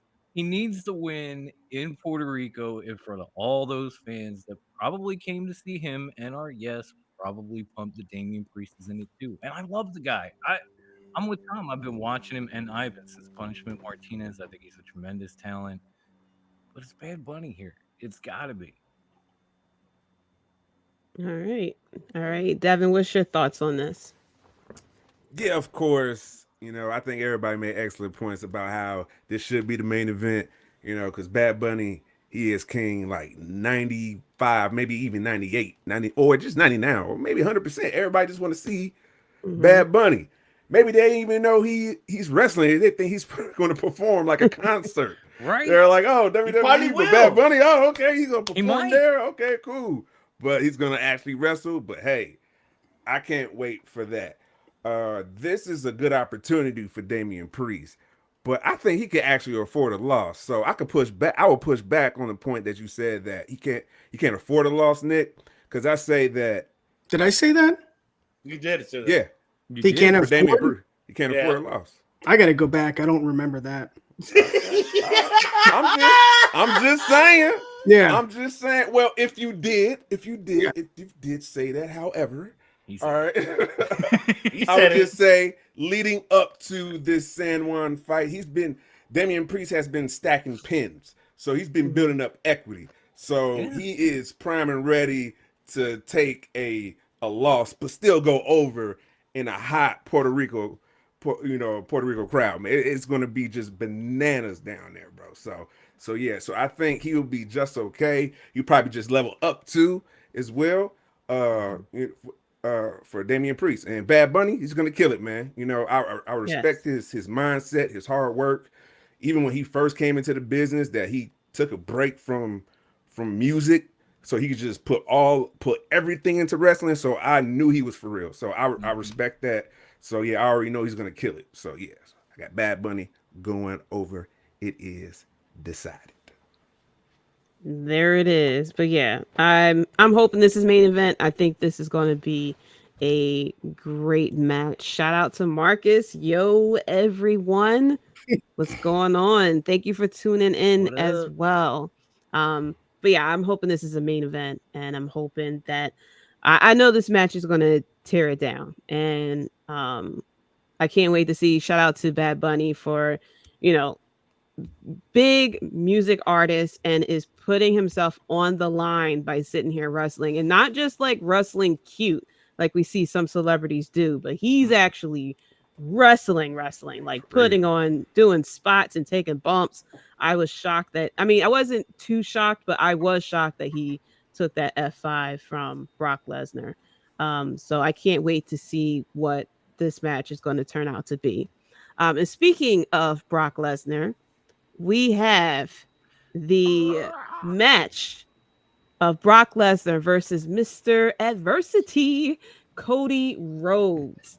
First of all, Farmer, Undertaker, Brock Lesnar, whichever one Lesnar. that you like. Farmer Taker. Under Lesnar, powers of the darkness. Under Lesnar. Okay. Dark Mage, whatever you would like to call this man. This match is Cody Barack. Cody Homelander, aka who I like to call Mr. Adversity. Is he who is going to win here? I'm gonna start off with Devin. What are your thoughts on this match? Oh, good old Cody Rhodes, man. Brock Lesnar. I've been enjoying this build though, because Brock Lesnar is he's exciting, and now he's just being him. This is him. This is just all him, and I can appreciate that. And now he's coming out with this little aesthetic, updated look now. Throw a little trench coat, cowboy hat now. Now I'm in my bag. Little Undertaker cosplay, whatever. So under Lesnar, as my brother Don would say. So this has been very fun build and exciting, and Cody Rhodes giving that fire, having those passionate speeches, just loving the crowd. He's in the crowd is going to be hot for that. So, but I got Cody Rhodes going over. Is this a regular match or this is a no DQ match? I think it's a regular. It's a regular match. It's a regular match. Yeah. Okay, Yeah, I got Cody Rhodes. Just decided. All right, Y'all sure? Yeah. Although does Brock ever have a regular interesting. match anymore? No. Wait, what's a regular match for Brock Lesnar anyways? We don't even know what the hell is that. One where he doesn't bring a tractor? Very true. You're right. You're absolutely right about I guess. I don't know. Man, might bring something. I don't know. We'll see. We'll see. All right, Dom, what are your thoughts on this match? Sometimes I think I'm losing it because I'm a psycho already, but I gotta ask my brothers, my queen, what fucking world are we living in? Twice now, I have seen a horde of WWE security holding Cody Rhodes as Brock Lesnar backs the fuck away. What world are we living in, and when did this happen? It blows my fucking mind. Like, the Beast is backing away. Meanwhile, there's 80 guys holding on to Cody while he's fighting to get at him. I'm like, what? And just to add on what you said, my apologies to interrupt you very quick. No, please. He took that punch and he actually fucking took a fall. Like, oh my god, bam! He fell. Yeah. So Yeah, I was like, he sold that bleeding. Shit. I was like, what? He's putting over Cody for sure. Yeah, and I love the build to the match. I'm definitely interested in this. I think, and I'm not insanely confident in it, but I'd say 60-40. Cody makes the under Lesnar rest in peace. how long does this match go? Yeah, that's a good question. 22 minutes. I'm going to say a good 20. Also, part of the reason I think he's going to win, because by then Brock will be 9 shades of purple. Basically, if you're watching with this, the sweat stash on, and everything. Put the best clips on the BloodlineNetwork.com. Twitter now. Let's put the time. Let's do it. I say 10 minutes. I think 10 minutes too. I don't think this is going to go long. I think Brock is going to be like I want to get this match over and done with so I can hop on my plane and go back home to my hot wife. I mean, that's what he's trying to do. Tell Vince He to cut the is check. out. Give him my money. I gotta go home. He is Sable's putting on the leather. I gotta get home. I think it goes 22 minutes because it's Cody. It's going to be a Cody match. Brock's going to beat his wear him ass down for 12 minutes. Cody will get offense. Brock's going to beat his ass again. Cody will get one more little bit of offense. Brock's going to get him again. I don't know who said it, but I heard someone say Cody's going to bring out like a cowbell or something and bash Brock in the head with a cowbell a couple of times, like a bull. Oh, get the bull and that's how he's going to get the pin. And I was like, yeah, but it'll go 20 minutes. It's Cody. Guys, it's Cody. Everything Cody does is long-winded and exaggerated. Kind of like me. True. It's going to be Cody. And me. Yeah, but this Brock we talking about, man. Brock, he do what he want to do. Yeah. He'll put Cody over. Cody's John Cena. He'll work with him. He's going to work with Cody. I mean, Brock is the one that says, keep me out of that draft. I mean, out of that list of free agents, one is not like the other. I mean, Baron Corbin, Dolph Ziggler, Mustafa Ali, Omos, Shelton Benjamin, Cedric Alexander, Elias Von Wagner is Zion Quinn, and then Brock Lesnar. So yeah, there's a bit of a difference there. A bit of a difference. One goes where he wants, the other one's like, how come they don't want me, man? Nick, what's your thoughts on this? Yeah, I'm going to change it up too. I said Brock in my predictions, but it just makes sense for Cody to win. What Timmy said. It's going to be I don't want to say bloody ending, but it's going to be a rough ending, and I think Cody's going to stand tall. It just makes sense. I know you joked about adversity. I don't know what adversity he's looking for or what he's trying to gain here, but Cody wins. Okay. All right, Tim, what are your thoughts? First of all, Brock looks so awesome there. Second of all, it's Cody. Cody all day. Brock beating Cody does nothing unless you're continuing this feud to SummerSlam, and I just don't. I think Brock goes away for a little bit. Brock got one more payday. Maybe it goes to Saudi, but Cody's going to be in that tournament. I agree with whoever said Seth versus Cody will likely be the final, and that's how Seth goes over. Yep. I don't know, man. Brock beating Cody does nothing. It's got to be Cody, and it's going to be via chairs and a cowbell and kendo sticks, but Cody wins. Cody wins for sure. All right, Ivan, what are your thoughts? I want to see Cody win this match clean. You are booking this man to be, how everybody mentioned, like your next John Cena. You're Barack Obama, pretty much how Jaydee will say. Yes. Presidente. America! I wish. I wish we had 16 more years of Barack Obama. Yeah, America! America! But I feel Cody's going to go over. Cody's going to go over. It should be a clean. Cody should win clean because we've been noticing, how Dom mentioned, like, how the hell is that Lesnar's taking all these and he's backing off from Cody? And like, it makes absolutely sense. Like, why they're pretty much making Cody strong on this one. I know a lot of people were like, even myself in the beginning was like, this match doesn't make any sense. There's a story to it. Is it jealousy? The fact that now he's the top star in WWE, maybe they could use that as a story. Maybe that is the reason why they all started in the first place. Yeah. So Cody going over, but he needs to go over clean, and that will make him look strong. Now I want to quote what Brian last said on the JC show. He made a valid point to something that really got me really thinking that this could happen. I know Tim said, Rollins goes over Cody, United Champions. What about if Cody does go over, right? Let's say Cody gets his win. Clean. Hold on. I think you heard it too, right? Yeah, you heard it too, right? I don't remember to share. I know Tim's like shaking his head like, but Cody goes over. Beats Lesnar. Cody wins the tournament. If they have a tournament, I don't know how they're going to do it. They haven't announced it yet. Cody wins the belt. Cody relinquishes the belt. This is not what I came here to chase for. I want the tribal chief, and he ends up getting traded to SmackDown. That could happen. No, I don't want that. No. Yeah. Yeah. Hey. Hell no, man. No. I know why y'all don't want that. That's a waste. No, I don't. That would for be a me, waste. I don't think it'll be a waste. For me, honestly, would be like, hey, you know what? That because it's too fucking obvious. You're gonna give him this damn belt. It's too obvious.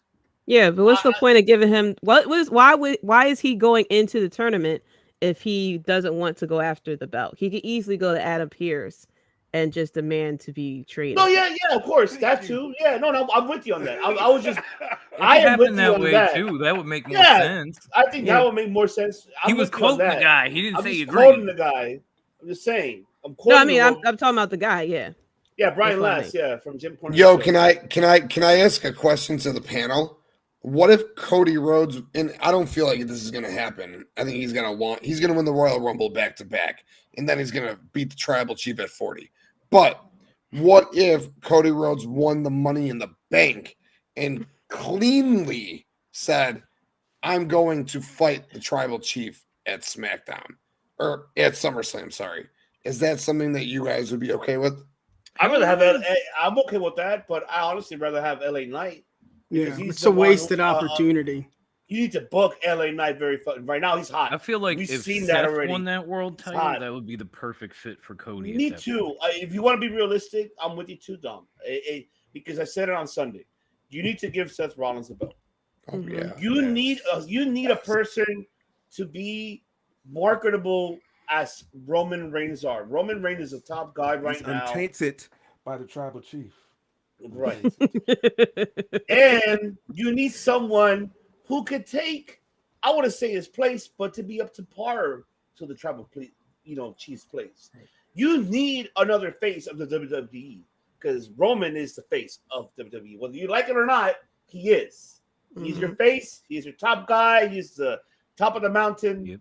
You need someone to be right next to him, and it has to be Seth Rollins.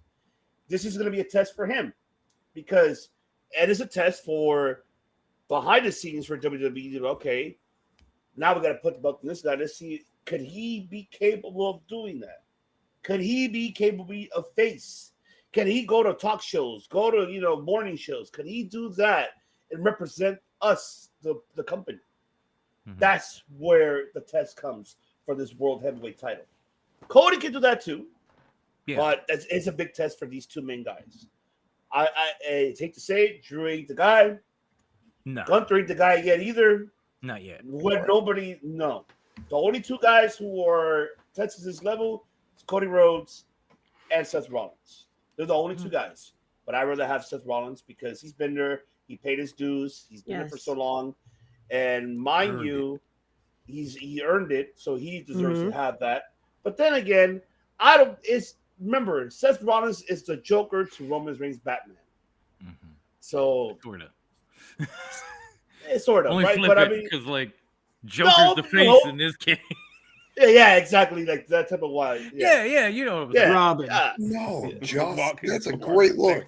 Like Walker. I like this Brock Lesnar. It came out, Me too. Like the trench coat. Come on, Ranger, Didn't that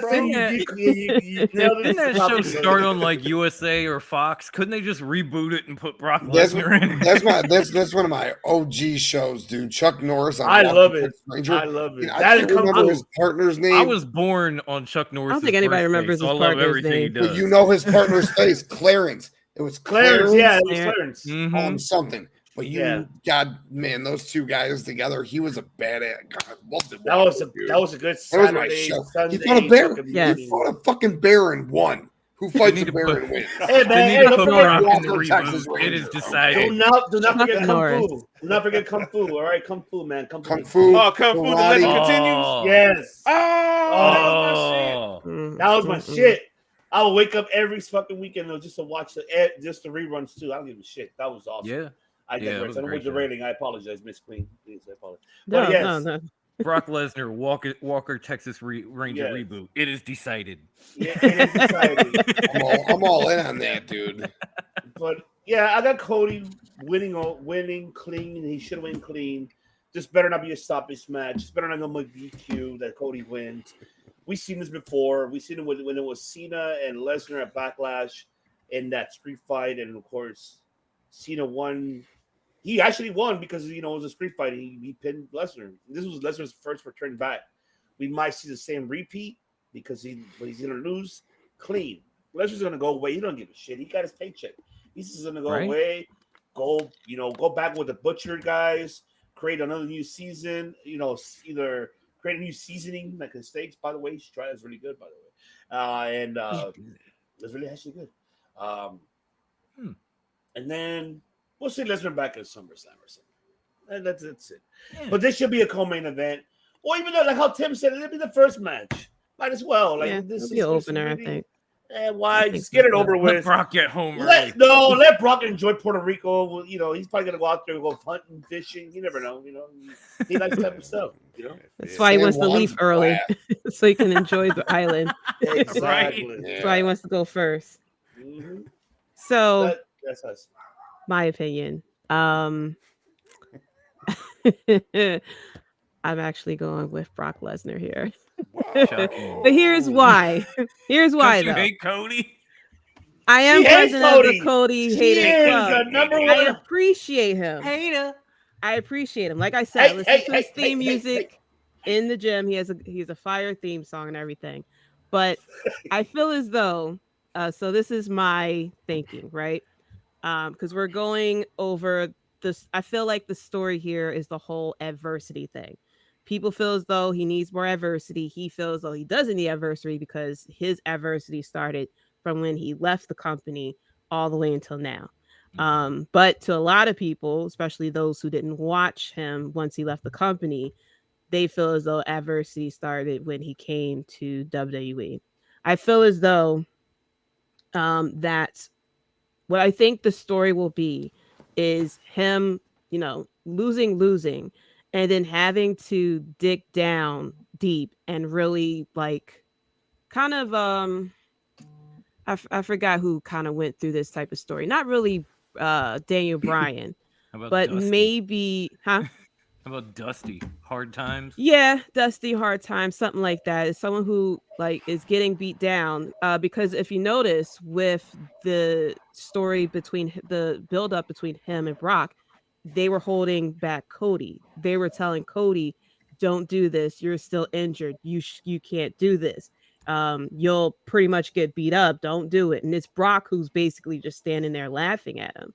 So I feel like this story that we're being told, in conjunction with what he went through with RomanReigns, is this whole he needs adversity type of situation. And I feel as though I feel that he could take this loss, but I think the loss will come with a story with him as far as adversity, because we all agree that it's going to be Seth who's going to win the title and not him. So I think him losing here and then him losing the title, I think the story would be is that I've been on a downward spiral and I need to get back to where it started. And that's where he'll start to look towards Roman at this point. I feel as though he'll be okay because there's a lot of people who's like, oh, losing streak. I think he'll be okay. The people who love him, you'll still love him, despite the losses. I mean, look what happened with Seth Rollins. He had loss after loss after loss after loss, and now we're all singing his praises, singing his theme song. He's the biggest person over, and everybody feels as though the title should go to him. I think it's going to be kind of similar with Cody Rhodes, that he is coming in, a bit of a chip on his shoulder because, he comes in, have the hot feud with Seth, winning, got injured, loved, the world over. And I feel like the story with Cody Rhodes is kind of like, he came in with a chip on his shoulder. He came in with high hopes. I'm going immediately after the title. And then boom, reality hits you, going against the bloodline, you lose. Then, all right, he got knocked down a peg. Okay, I'm going after the toughest guy out there, Brock Lesnar. Boom, he hits another wall. I'm going after the title. That title is mine. Boom, he hits another wall. And kind of like, and I think this will work very well with the crowd, especially if there's a fear as far as with booking, that if you book him too strongly to do win after win after win, they'll kind of get tired out like John Cena. I think this is all about the chase because, I think he was supposed to win at 39, but because he got injured, there hasn't, and he, because he got injured, he had to go a bit of on a winning streak, if that makes sense. And I feel as though now they kind of have to like build him back up to kind of do the underdog story, especially if they're planning for this to go to Mania for him to take the title off of Roman. And in order for that to happen, you kind of have to kind of start him over. So I feel as though, yeah, he'll go a bit of a losing streak, loss against Roman, loss against Brock, a loss with the title, and then he has to, dig down deep and truly be the underdog because coming in, like they were trying to give him the underdog story, but he was on a winning streak. So it was kind of like, the story was, finish the story. But I think what this is going to be is what exactly is your story? Like you come in and say, I went through this and that, outside WWE, but he hasn't gone through anything in WWE in order to really take down someone who had the title for 2 years. So I think what we're doing now is building up the equity in him so that, he gets these losses and then he has to get himself together and then start to slowly go on a win streak here. And I think that's why it's Brock Lesnar versus, anyone else. I think that Brock Lesnar will be the right person to really take it to him, beat him down. I mean, we saw when Brock attacked Cody Rhodes, Brock hasn't attacked anyone like that for a while, slam him on the steps and things like that. And now we're getting what seems to be Suplex City version of Brock Lesnar, the kind of person that we had with Roman Reigns and that build up. So I think that's kind of what we're getting here with Cody, is that we're getting that whole underdog and things like that. Can he defeat everyone and be able to have enough equity to defeat Roman Reigns?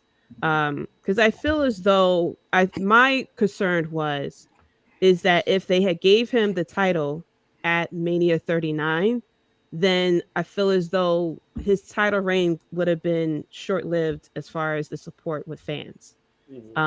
Because as we all know, it's the chase that is the most exciting thing. So I think they didn't have a shot with him getting the chase because he got injured. So I think they had to reset it. And now we're going to really see him go after that underdog and the chase in order to go after the title and truly be that underdog number one contender to go against someone as like, Roman Reigns. So that's my thinking. Not because I'm a hater of Cody Rhodes, even though I get you. You're saying they're playing the long game on this one. Yeah, I think this is the long game. And I think this works more in Cody's favor for him to lose here than to win. So it's like he beats if he were to beat Brock here, then he goes on to lose the title. It kind of like, it's a bit backwards, I think it works better for Cody and this whole finish the story and the underdog if he loses here and then lose the title against Seth Rollins, who he has defeated, time and time again. And I especially would love to see that build again now that we have Seth Rollins more as a face and we have Cody, coming in, trying to go after the title. And especially with what Seth Rollins had said of, I've been here this whole time. I've been putting in the work that, I deserve that title. So I can't wait to see how that kind of plays out as well between these two. And I can't wait to see, like, where do we go from here? Who is Seth going to go against come SummerSlam, So we'll see how it all turns out because he's on the opposite brand of Roman Reigns. So, we'll see how that kind of goes along as far as who he would go against afterwards. So we'll see. JD, if you're doing this long-term booking, are you going to WrestleMania? Are you having Cody win the Rumble and beat the Tribal Chief? Or at this time next year when we're doing this show, are you saying Roman's going over Cody? What are you saying? I don't think so. A lot of people are trying to put this to SummerSlam, but that won't really happen because they're on separate brands. If they keep it the true, Roman stays on SmackDown and Cody stays on Raw, they won't necessarily meet again until WrestleMania anyway.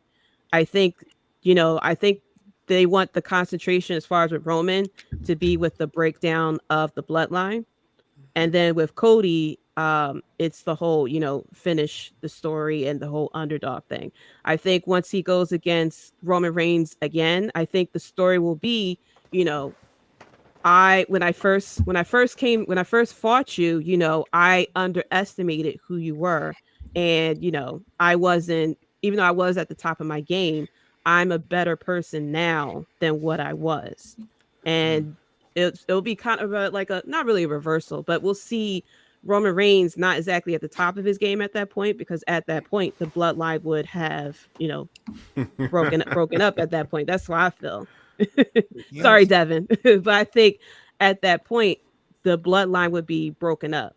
And then we'll have Roman Reigns kind of go away for a little bit, like everybody even thinking is going to happen. But I think that's what is going to be, that they're playing the long game. I think so. You have a story for the tribal chief. Basically, his story on his end is his empire is crumbling, and then you got Cody on the opposite end. He had to rebuild himself, and now rise to take over the empire. Right. I like that. This is really great mythology style.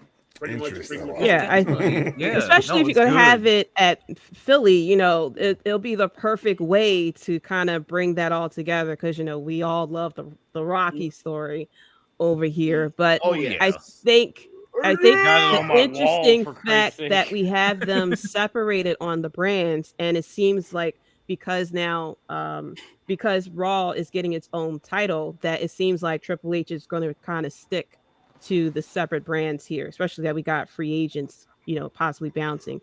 That I think it's going to have the separate. I think it's going to have the separate storylines. I'm sorry, hold on, sorry. I know I have. So Cody has to win the Royal Rumble, right? Yeah. And does he go in number 1 this time? Because he went 30 last year. Yeah, he was he go 30 in last number year. 1, wins it.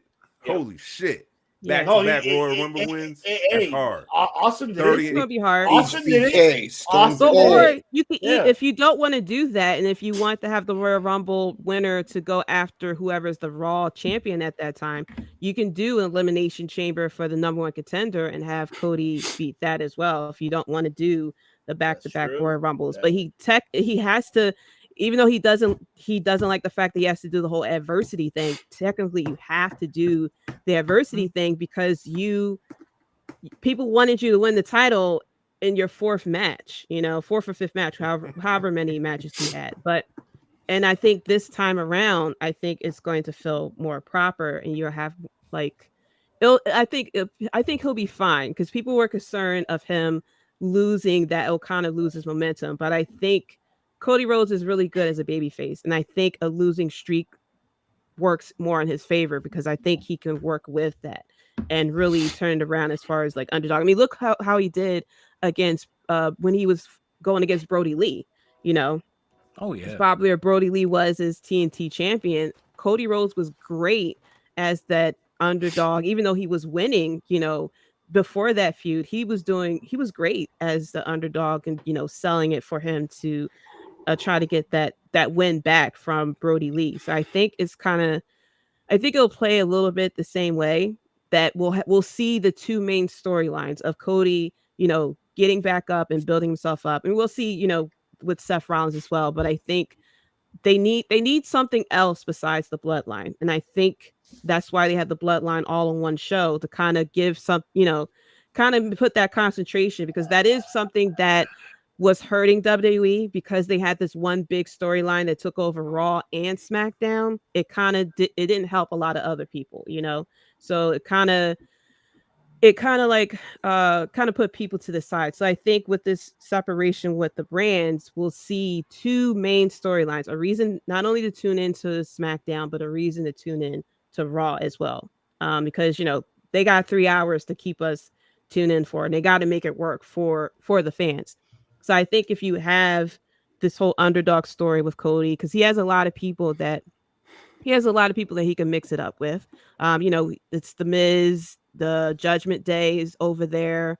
We have Seth Rollins, of course.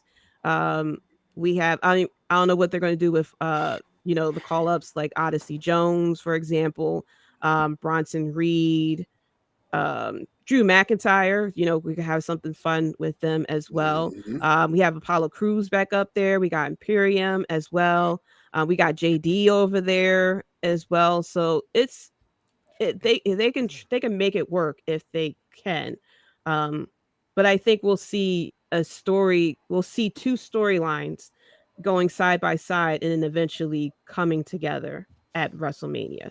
So that I do want to, and I apologize. I've been holding myself with the damn, because you mentioned a lot of things that you just mentioned. One thing that I want to bring up too, BTE had been mentioning the Bloodline for some fucking reason. Why is that? Why are we seeing the BTE mentioning? Oh yeah, I know we're the number 2, number 3 best story right now in professional wrestling. We see that clowning, right? Mind you, you mentioned free agency. You mentioned earlier. Who's going to be up at that time? Kenny Omega. Who else is going to be up at that time? The Bucks. The Bucks.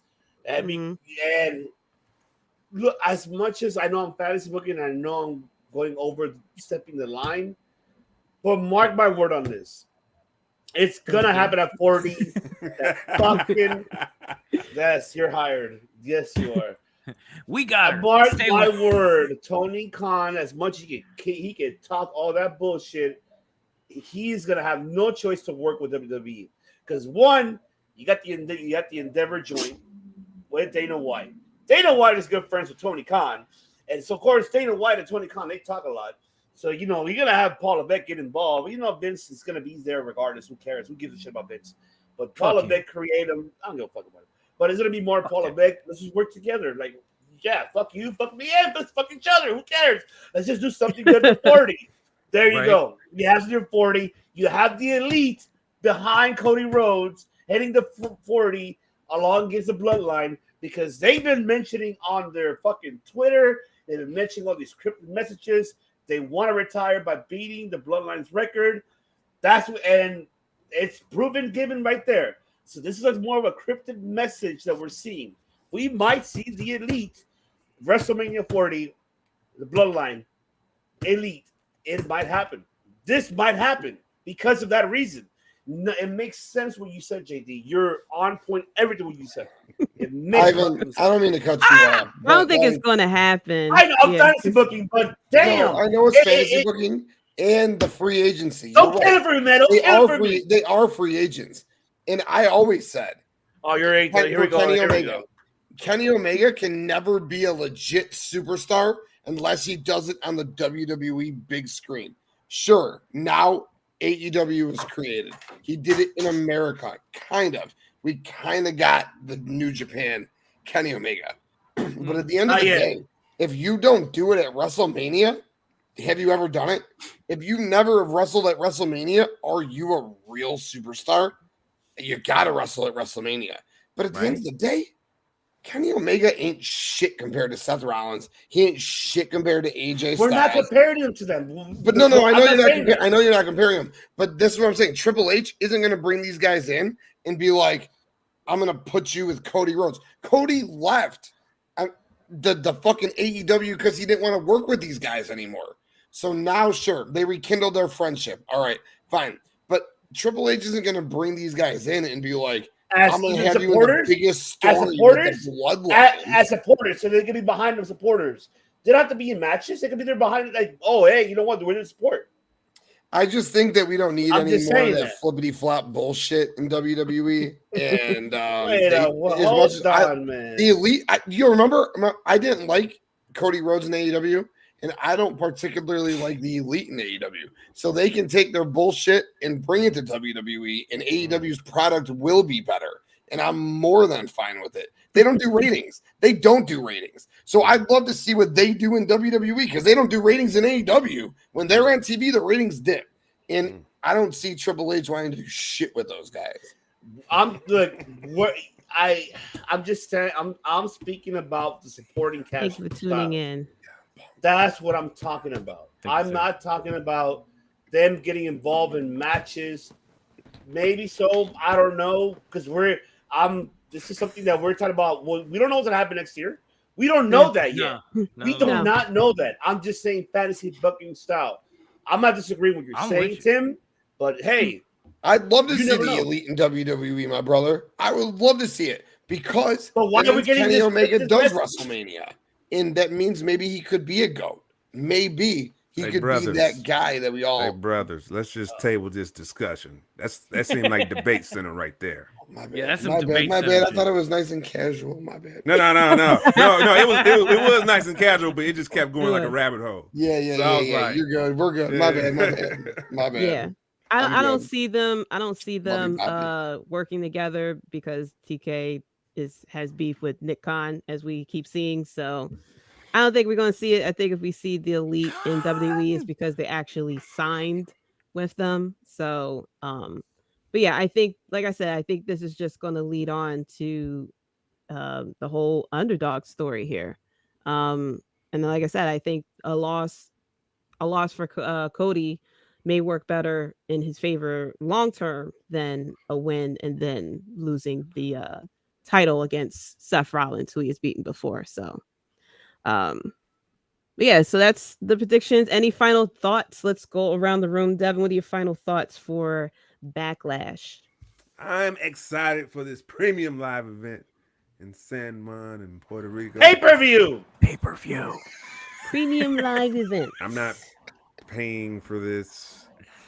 It's a premium live event. You're paying $5.99 a month. You're paying something. You're paying $6 a month. You're paying to view. You're paying something. That's paying something. Dude, don't say you're not paying. Really. Paying. What do you mean you're not paying? I'm not, because I'm not. Hey, don't say why, but He's pirated. Just say you're paying, man. Say you're paying. We're live, pal. You know what time? No, I said it's included in my subscription.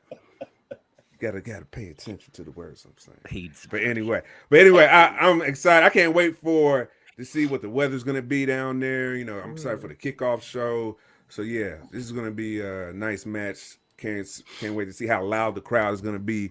Very excited to see how loud the crowd's gonna be. What type of chants are they gonna be? Creative and engaging. So yeah. Yes, definitely. Don, what are your final thoughts on this? Oh, sorry, just saying hi to the wife. First of all, this pay-per-view is so much more exciting than it was last year. This is not WrestleMania rematch. You know, this actually has some good quality matches that could steal the show, that have never happened before, that have a good feel for the Puerto Rican crowd. I'm extremely excited for it.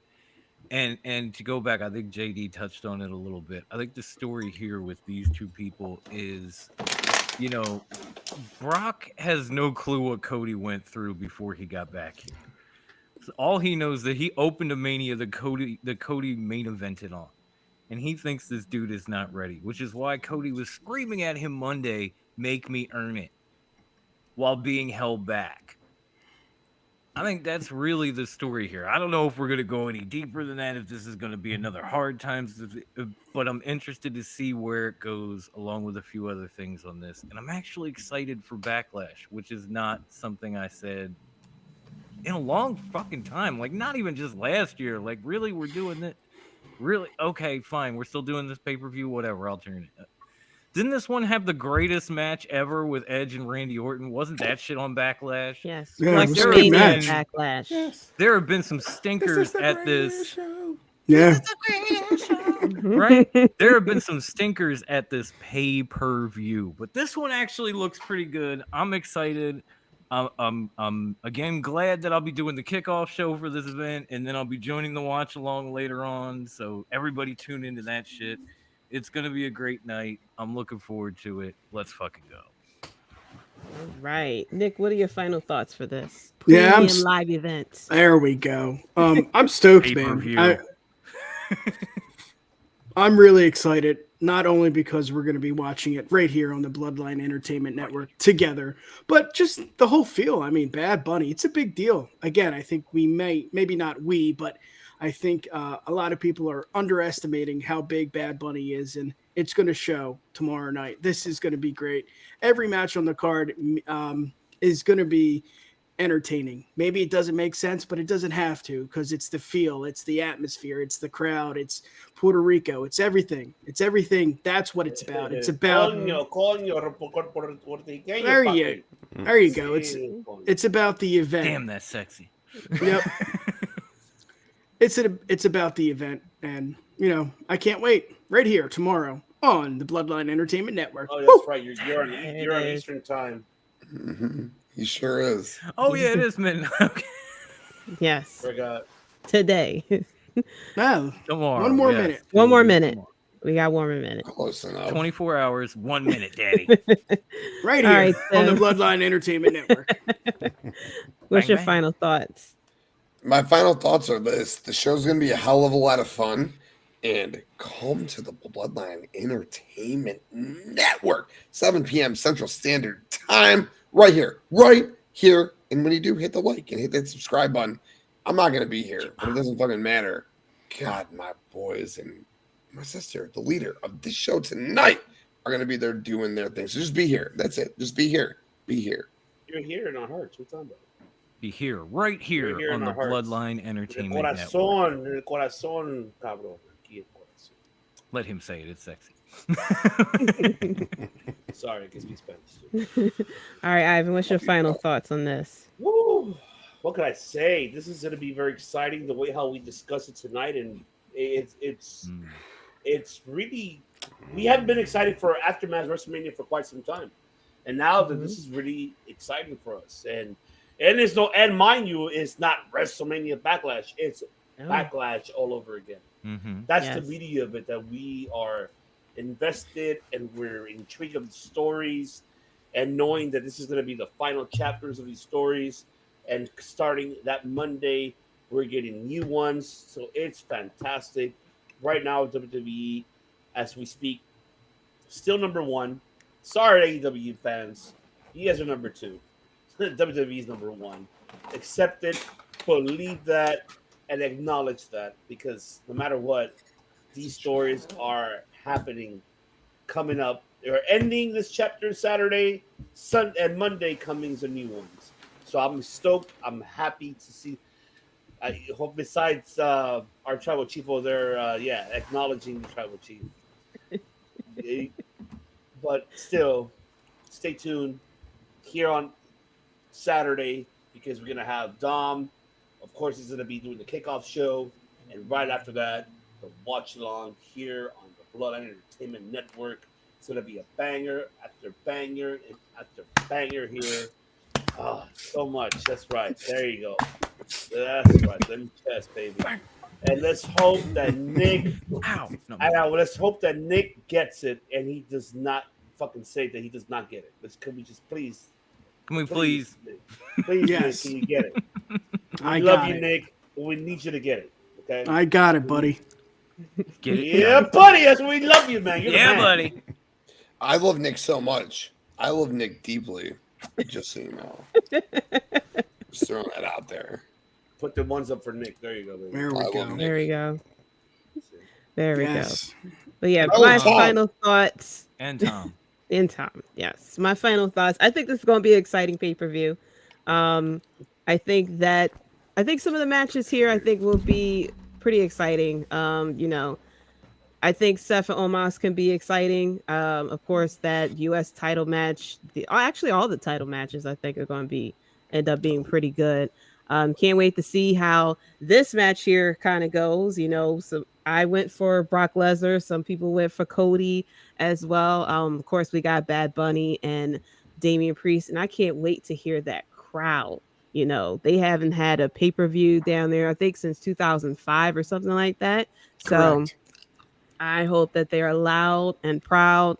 And I'm hoping that, they'll show why pay-per-view should go more outside the U.S. from time to time, Yes. I'm still hoping that our friends over in the UK get their WrestleMania over there. So I can't wait to see how this pay-per-view goes. But that's it for the Wrestlebread podcast. I would like to thank my brothers here for joining me for this prediction show. Be sure to check out the website, the Bloodline Entertainment Network, and be sure you can catch all the podcasts that are here. I'll have the guys go through and plug their stuff. So starting off with Tim, go ahead and plug. Where can we find you? Yeah, and all social media at The Tim King Show, and right here on the Bloodline Entertainment Network, BloodlineNetwork.com for all your sports, wrestling, entertainment needs, our video podcasts, our audio podcasts, all in one place. JD, thank you so much. I'll throw my one up to you right now. Appreciate you. Thank you. All right, Nick, where can we find you? JD, you are the best. Thanks for hosting another banger episode. You can find us on Twitter at the UW Pod and Instagram at UW Podcast. We do have a fancy website, uwpod.com, but most importantly, you see it right on the screen, the BloodlineNetwork.com. That's where you can find every single podcast in the Bloodline family. Can't wait. Let's go, baby. Tomorrow night, or tonight, I guess, we'll be right back here on the Bloodline Entertainment Network YouTube channel and Twitch. But enough of that. Dami, what do you got? Once again, Your Grace, thank you for having me. I will forever be the hand of the queen. And you can find us on Facebook. Just search for Top Rope Wrestling Talk. You can find us on Twitter at Top Rope WT. And of course, you can always find us at the 3-time award winner for worst Instagram handle ever, which is at top_rope_wrestling_talk. And Mr. President, if I may ask, what was the first Bloodline exclusive podcast added to this network? Top Rope Wrestling Podcast. So you damn right you can find us right here on the Bloodline Entertainment Network. You can follow us at the Bloodline ENT wherever you get your social medias, and you can catch us tomorrow live at 6 p.m. for the Top Rope Backlash kickoff show. And then you can catch me and my boys and maybe my queen during Backlash for the live watch along. It's going to be a busy couple of days. I'm ready. I'm pumped. Once again, JD, thank you. I love you all. Let's get the hell up out of here. All right, Devin, where can we find you? Yes. First of all, thank you, First Lady, for being a very gracious host. They said laughter's good for the soul, and I had a good time. My soul is feeling real good. So I hope everybody, viewers, listeners, hope your spirits is good. And yes, you can find the Clark Street Wrestling Podcast on the BloodlineNetwork.com. We are slowly transitioning only to the one website. Yeah, we got ClarkStreetWrestling.com, but yeah, guess what? I am phasing that out because we're going to the new home, BloodlineNetwork.com, where you can find all of our social medias too. Facebook, all right. You got the TikTok, all right. Tiki-taki. Yes. Instagram, Twitter, all that, all right. All the social medias, and the merch is coming too. So we're gonna get all that together, linked up on BloodlineNetwork.com. It's going down, and this website, it is the shit. Hey, big sis, she hit me up. She looked at the website. She was like, "This website is amazing." I was like, "Hey, shout out to my boy, business partner Tim, the banger, the mind genius, mad scientist of that website." So go check it out, BloodlineNetwork.com. Yes. Ivan, where can we find you?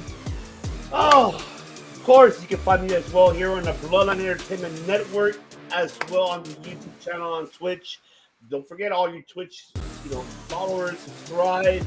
If you're new to this, follow us on Twitch, Bloodline Entertainment Network, and follow us there. And also you can follow on YouTube. And you can find us, Circle of Debate, at Circle of Debate, Instagram, Facebook, Twitter, at Circle of Debate, and on our YouTube as well.